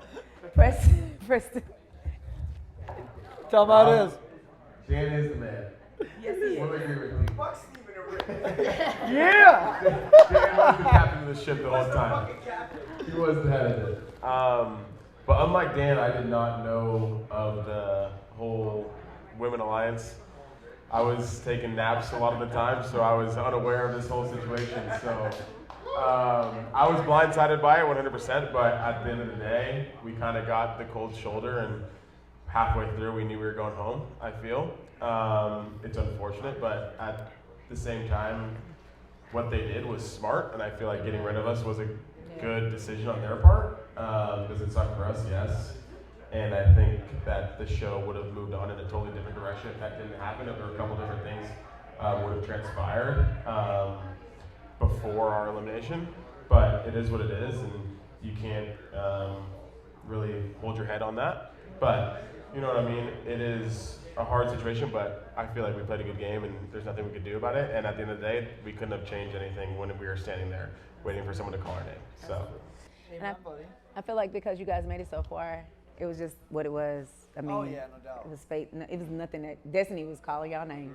So, but you know, y'all made it as far as you did.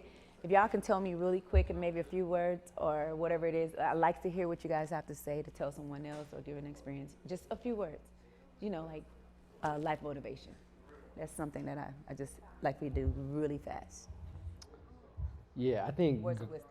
going through this, I mean, going through red light, green light, going through the rest of it, it lets you know that you are definitely stronger mentally than you give yourself credit for sure, 100%. I like that.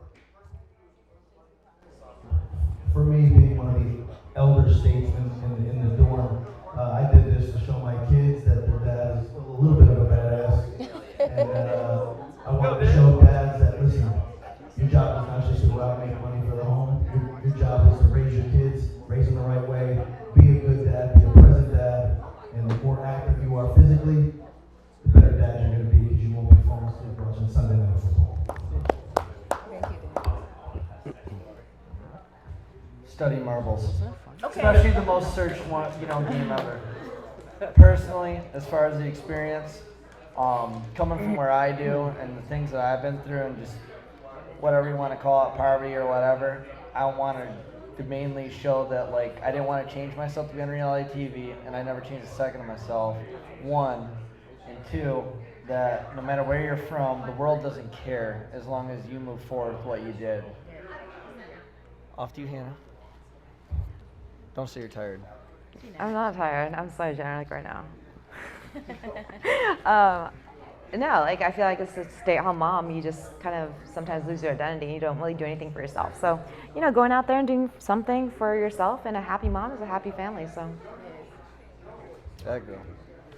For me, it's definitely being young and having my whole life in front of me. Is just taking risks and enjoy the experiences that you have, and enjoy the time that you have with people that you're meeting all across the world is the biggest thing that I took away from the show, for sure.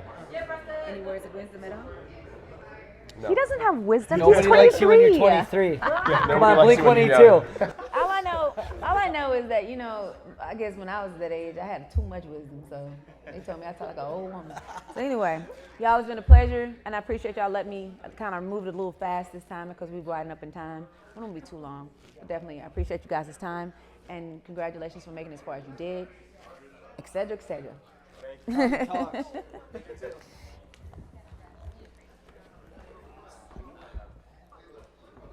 Oh, we taking?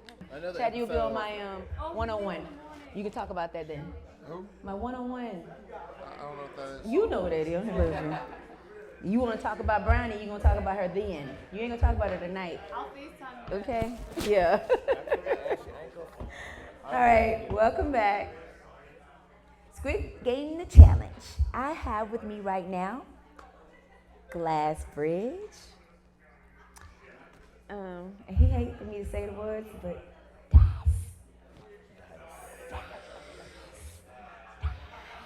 okay. Can we please just talk about them getting No. Six from hell. Six Like, from we just hell. talk about them first? Or, Oh, I'm talking we with them have to go- first. we have to move on. Yeah, we are moving on to you. No, we don't need to start with me. We're not going to start with you. We're going to start with Chad Glass is Bridge. elite. So we have Marina. You're incredible. We start Marina, 18th place, and Chaz at 19th place. 19th place. Y'all were so close. Oh my gosh. Go on ahead and talk about this experience, what happened, how you felt when it happened, and you know, what was, you know. Okay. Okay, you want to start? Yeah. I'll start us off. So, going into Glass Bridge, as you can see on the episode, we came up with a strategy. Yes. But it was not a consensus, right? So, if you pay attention, the people that were closer to the end that had like higher numbers, they were like, yeah, let's just do 50-50 and everybody takes a shot. And they don't show it, but I know that vocally I was like, okay, but it's only 17 spaces and it's 20 of us. So you had already calculated So 18, 19, and 20, they don't have to take the 50-50 not chance. a 50-50, yeah. And so you're saying that they automatically get to go to the next round just because somebody decided to give them a number? Yeah. I did not think it was fair. Okay. But in that game, you have what is called groupthink, right? And if you're a person that doesn't want to like go against the grain, you automatically just are quiet. So you're not gonna say no, I don't want to do it, but in your mind you're like, fuck this shit. You know, honestly, that's what was in my head. I said it. Yeah, that was in my head. Like, I don't want to do this. And what number were you? I got number 2. How'd you get number 2? Let's talk about that. No. Yeah, a little bit, kind of, sort of, yeah. Yeah, we gonna talk about it. So, before we went to Glass Bridge, right, we had the snake game. Yes. And everybody decided who they were gonna pick. So they did have an all-women's alliance. Sorry, yeah. And so I am definitely I still want to a talk about this feminist. I'm a feminist, and I am for the women. Yeah. So when they all grouped up, I did not go over there because I'm an ally, but I'm not a woman. So Right. I saw them go over there, and I believe Phil and Sam both went and got a part of their like group while they were strategizing. I'm like, y'all know I'm for you guys, but I'm not gonna go over there because I'm not a woman. So hopefully you just know that my love is for you, and I will make it through. And if I didn't, then it just was not my fate to make it through. Right. So that morning, me and Rose actually had an in-depth conversation. I believe that's why she chose me, because we talked about her being from Cameroon and you know how they treat the women over there and the different things, because she's not like traditional. And I talked about me, like I'm a PK and I'm gay or pansexual actually, because I love everybody. I'm for everybody. If you love me, I love you. Yes. But I'm black and a Christian, and I believe that you can have all those intersectionalities. Yes. And yeah, that was my platform. And so I believe that really bonded us, and so she chose me and I made it through. Yeah. Amanda led the charge on that. Yes. That like, hey, let's do this Women Alliance. I know you were there too. And so I'm like, okay, I'm gonna make it. So Amanda chooses number 2. And she walks over and she gives it to me. And what you see is, she's like, I'm so sorry. And I'm like, it's okay. It was not okay. Yeah. It was not okay. You don't see my confessional about it, but I'm like in there crying, I'm cursing, I'm so upset because I'm just like, I just showed you that I'm for the women and you would do this for me. But what she told me is that she didn't want to give it to anybody behind her because they could retaliate on her. So like all the men that were behind her, if she would have gave them 2, then they could turn around and give her like a lower What you number. expecting for you to do? I don't know. I'm like, the lowest number at that point was like a 7, so you still would have been good if somebody like tried to hold you over. Right. And so, I mean, it's a game, It so I is. understand it, but Yeah. I don't think I deserved it. You don't think I feel? I know you received. You're like, Yeah. Okay. It was, but really, even before she gave me number 2, Yeah. really it was TJ. So Okay. they don't really show that I was in part of an alliance.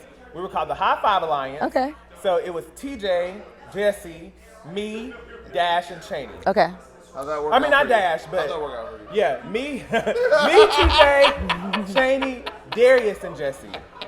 And so as you see Dash leaving, he calls out the 4-person alliance. So me and Dash had like a relationship. I thought he was like a little brother. I thought he was way younger than me, but we're Yeah. actually the same age. Okay. He was spiraling into there a lot. He was Okay. doing a lot of spiraling. And I'm a person, I'm like a mediator Yeah. in real life. Like Right. that's what I do. I love people to be like calm. And I saw a lot of myself in him. I'm like, you don't want to be on international TV crying. Like, just calm down. Like, you're going to be okay. Right. Because he thought that my alliance was targeting him. He was never on the radar for us to Okay. target him. Yeah. And so I'm like, just calm down. So this is where you hear me say, like, do you think you're a target? Like, do you think you're at risk? You're not at risk from my alliance. I don't know who else is, Right. you know, targeting you. And so that's what happened there. And, How do you give his bib though? huh? How'd you give your bib? How'd you give your bib away? Because that's a big story plot. And I'm sorry to interject. Because I got hate.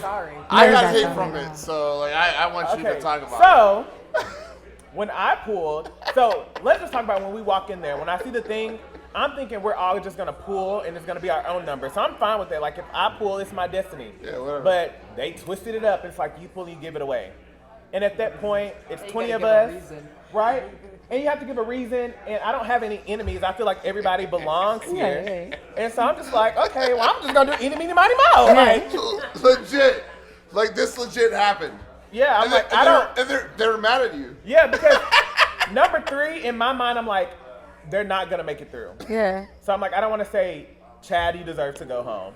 Which 80%. Wait a second, I was your pick. 80% you were my choice because I'm like, he's just a competitor. He's going to make it through, and I need to take him out. But also, he deserves to be here. So I'm like, let's just do it fair. Eeny, meeny, miny, moe.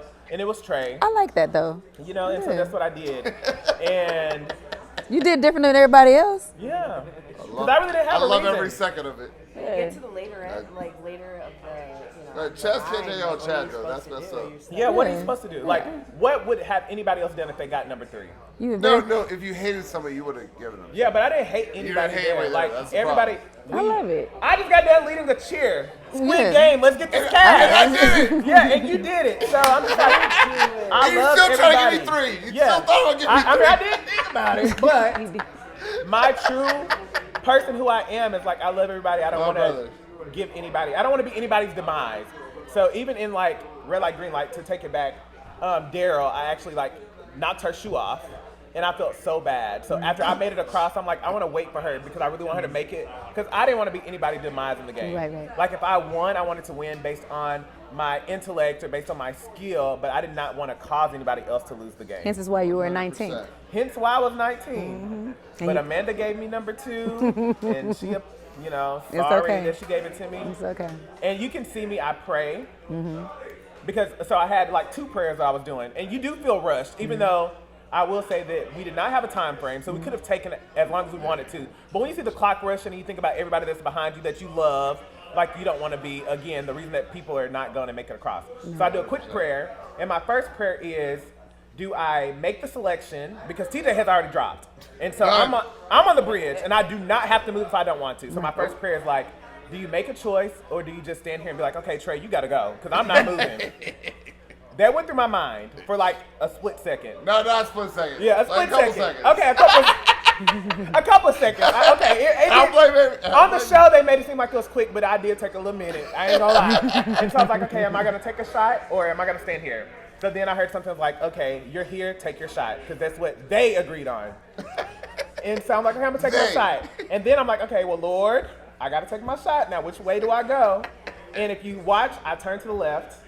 And I'm getting ready to jump to the left, and then at the last minute, I double guess, and I jump straight, and it was like, player 221, you're eliminated. That's what I hate to say that. I feel as though it was a lot of control in there.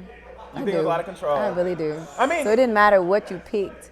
If you wasn't part of the storyline, I feel like you were kind of. See, they actually had a map. person. Yeah. You talk about it. Yeah, so They did tell us. They told us. Before we went, And we they read did that say, together, yeah, because, everybody's asking the questions because you're that close to the end. Right. And so you want to make sure that Everything's fair. this is not like rigged and it's fair. But they did tell us there was a master key. Okay. Everything was already plotted out. Interesting.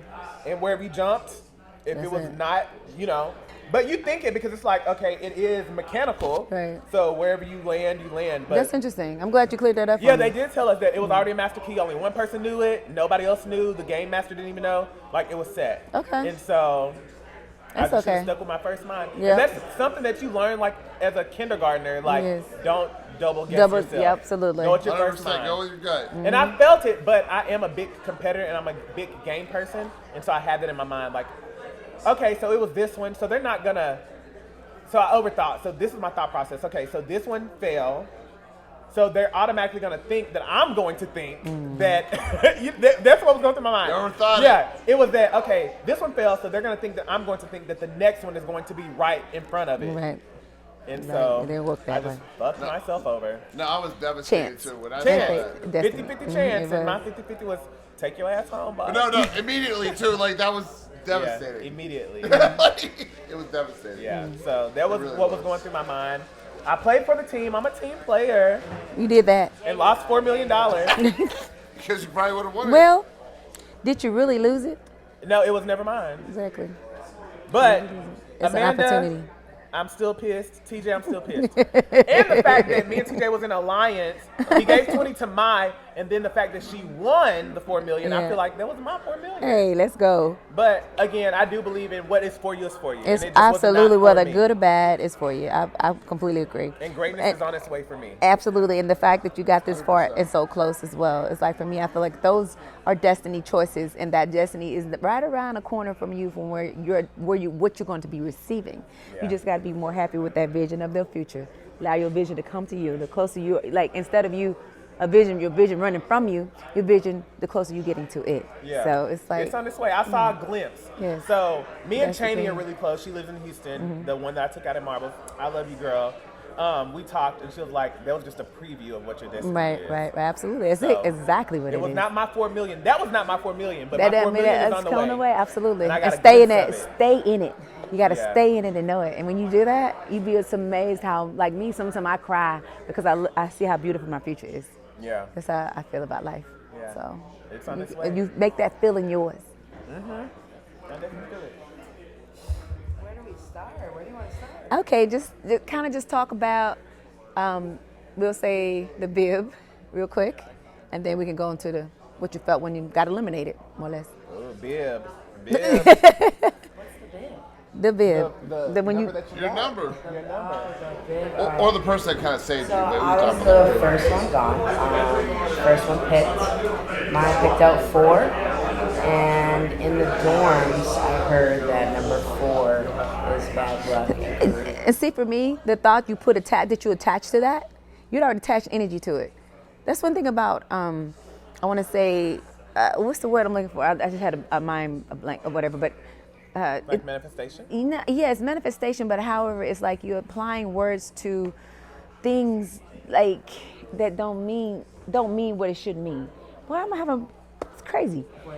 Yeah, I'm straight brain farting right now. You know what I'm saying? It's like you're applying words to superstition. It's a superstition. When you have superstitions, if you truly, I hate to be putting religion in here, but God, not religion, but putting spirit. But if you believe in who God is, there's no such thing as superstitions. No matter what country you're in, what ethnicity you have, but if you believe in who He is, superstitions don't exist. True. But you let them when you attach it. But you let it when you put an attachment to it. You already said it. It was number 4, so it's a bad luck number. No. Even when it's a good luck number, no. I'm gonna touch up on like gut feelings. Yeah. Your gut. Each game going into it, like I was very confident. Like there was no feeling. I just felt calmness. Yes. And then going into that game, before even the number or attaching whatever energy I was attaching to, I didn't feel calm. Okay, makes sense. Yes. And I've never been nervous before a game. And just like every sign was just. And that's energy. But that's just a sign. So going into it, I accepted whatever whatever I was gonna, retain. Yeah. I accepted it. I did what I did, and I'm happy. I'm fine. There you go. No regrets. Yes. Whatever energy I put on it.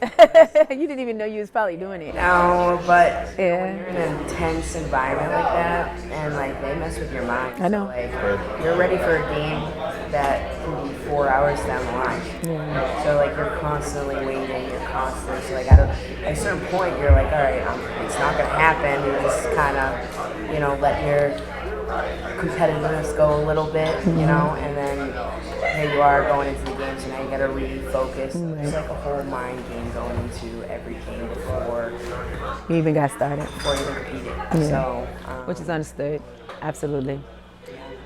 Anything you any feelings that you had once you failed or lost? I was proud of myself. I mean, there you go. I like that. I love it. I love it. Yeah. Amazing experience. I got to meet so many people, so many stories. Love that. And also, like, what I took from it was we were in a place where there was no phones. Yeah.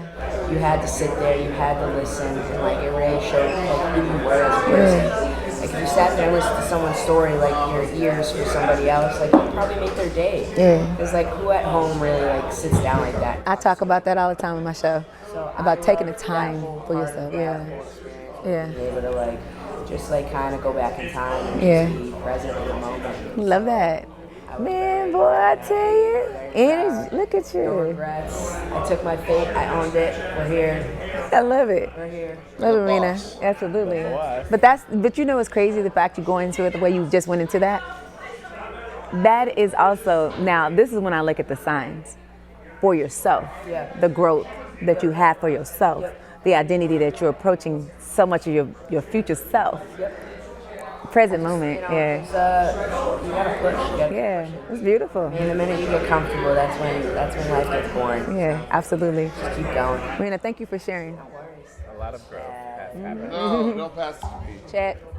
No. Okay, Chad, you are my last person here who was in 10th place and you lost it. Whoa. Well, first off, yes, I was 10th, but I did not lose. Okay, what happened? Got eliminated. No. I had a goal. You want a Vespa. And Brownie knows my goal, and she's here. My goal was for Brownie or Mai to win. Okay. And I wanted to get them there, and I wanted to be there at the end, and I wanted us to be the final three. And I know they wouldn't let me self-eliminate because they had to beat me because they're more competitive than I'll ever be, and they're stronger than I'll ever be. So the way I look at it is, I did not lose. I would have lost if Mai didn't win, or if Brownie didn't win. And Brownie, Mai, and the whole snack pack will talk about that. Yes, which nobody knows about the snack pack. That's an underground thing. And it's incredible. But honestly, I wouldn't be here tonight if Mai didn't win. Like, that is the truth.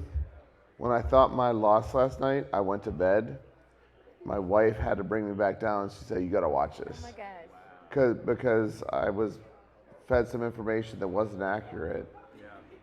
Yeah. And again, my goal was for them to win because their stories were not told. Even my story was not told where it needs to be, and especially Brownie's story was not told where it needs to be. They're just incredible people. And the other 455 people in the entire game all have incredible stories that unfortunately most of them were not told because of editing or whatnot. And Netflix knows what they're doing, but these stories should be told.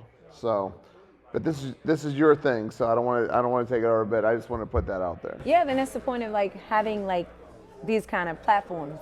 This one is not the platform for it right now. However, when you do one-on-ones, yeah, absolutely, I get in depth with you. And I want you to express yourself, talk about your life a certain way. Because of the fact that I think that Netflix did a brilliant job at pulling all you guys together and making making this situation as it is. Incredible. And I mean dynamically different. Like everybody approached these. Yes, they did an amazing job.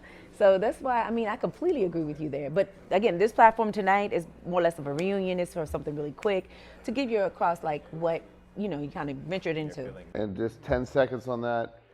Honestly, every person that I met with and that I got to speak with, their story, every person, it was like, this story is incredible. And then I meet another person, I'm like, this is more incredible. Like, and they will never show this and they'll never talk about it, but I actually offered to self-eliminate for Brownie after Warships. And they said she turned it down. Well, she would have turned it down, but they didn't offer it to her anyway. But honestly, like there were such better competitors than me, including Mai and Brownie, and thank God Mai won for my mental health. But yes, there were so many great stories when you dig in, because not everybody's just going to share it, and you know that. Like you have to dig in. But when you learn that real story behind it, it's incredible. But I don't want to take over, so please. Yes, exactly. This is the person that was doing all that talking over there. You're so calm right now. And I appreciate that. Well, we're going to clean this up. We're going to end it. And well, I shouldn't say end it, but we're going to wrap it up. I just want you to give words of wisdom, you know, peace of mind for the situation that you were in, or share what you want to share. For me, I just did it to push my mental. Like, I played sports my whole entire life. I like pushing myself, so I wanted to be in a position to go a little bit further. I did that. I took a shot in the dark. We're here. I'm sitting in front of all you beautiful people out there, but yeah, this is just an opportunity, and just like when you see something, just take it, because you always wonder, there'll always be that what if in the back of your mind. Yes. If I would have watched this show and like follow through with the application, I'd be kicking myself in the ass. All right, absolutely. Just take your shot. That's it. I like that. Thank you. Representation matters. No, but for real, that's the reason that I really wanted to do it. I wanted to be representation because growing up, I never saw anybody that I could really emulate or like look in or see myself. So I wanted to be that person that like, hey, I can do the same thing, because there's so many people that are excommunicated from their family, or they just get in a rut and they feel like, oh, well, I don't have family, I don't have anybody, now I just have to turn to the streets. So I wanted somebody to see, like, I came from a small town, Atlanta, Texas, 5,000 people, and I'm on an international platform. Same. And if I can do it, you can do it. Absolutely. No matter what type of... No, but for real, you know, like, no matter what cards are stacked against you, no matter what minority you are, what you think you can't do, I did it. I'm nobody special. And look at me. If I can do it, you can do it. Well, thank you. I mean, you know. Yes, you are. More do you know. I love everybody. Yeah. And that's, I really do. You had me doing cheerleading. I had you doing cheerleading. But that's just really my energy, and I just want people to see, like, there is something that you can do. Never give up. Believe in something, and you can make it. And so that was my platform, and I just want everybody to see, like, you got it. Yeah, I love it. And to finish up, people say like you shouldn't tell people you're a lawyer. You shouldn't tell people these things. At the end of the day, everybody that I was friends with, including the people on stage and everybody you've seen, were themselves, and they were extremely successful. And the two of you were eliminated for luck. Yeah. And many people, unfortunately, they jumped on the wrong square. They hit the wrong button. They rolled the wrong dice. That's really hard to say. They shot the wrong shot. But all were incredible people that didn't lie. Like, I cannot tell. All the people that have been on stage did not lie to me at one time, and I didn't do it either. And at the end of the day, the $4.56 million is not worth giving up who you are. And I think we all agree on that, where we all want $4.56 million. Like, let's be serious.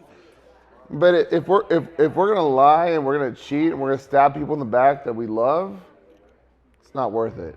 It's not worth your character. It's not worth that. And I think Netflix wanted us to do that. And it's hard to do it with these beautiful people. They pick the best ones. They picked them. See, that's the thing is, and the incredible people that they didn't show, the backstories that we got to know. It's like, I am not going to stab this person, this incredible human in the back, because he doesn't deserve it. She doesn't deserve it, even though I want $4.56 million. But they do too, and they deserve the opportunity. And let's go out there and let's compete. And if you win the competition and I lose, we win it fair and square. But I am not going to cheat you out of that money. And I hope that showed on the show. And I think with the people that are here tonight too, it really showed. So that's where I'll leave it. My words of wisdom: be yourself, surround yourself with incredible people. I would have been out really early if it wasn't for Brownie, if it wasn't for Figgy, if it wasn't for Aurora, wasn't for Cookie, it wasn't for obviously. If it wasn't for all the people that were cheering me on, it was easy to quit. Like red light, green light, there were so many moments. And your words of wisdom is? And don't quit. That's it. Surround yourself with amazing people. Surround yourself with amazing people and don't quit. That's it. Double guess yourself. Yeah, don't double guess yourself. Well, guess what? This is actually, well, I'm not sure how he's going to edit it. However, we're finished. We're absolutely finished. Hello, hello, hello. Thank you. This is a wrap. Woo! Mr. Jazz, come get these pictures. Brad. Finale. This is Tronda with Tronda Talks. Squid Game the Challenge. I just interviewed several beautiful people. I had the opportunity to meet a lot of beautiful people. Had the opportunity to be surrounded by such beautiful energy. And we love you. Yeah, I love you too. And I just want. I don't know about that yet, but I'd like to wrap it up by saying that, you know, just like a lot of these people's journeys, your journey too can be just as extremely exciting, extremely just as beautiful as you desire it to be. Take a chance, live your life, love who you are. Tronda Talks. Bye. Woo!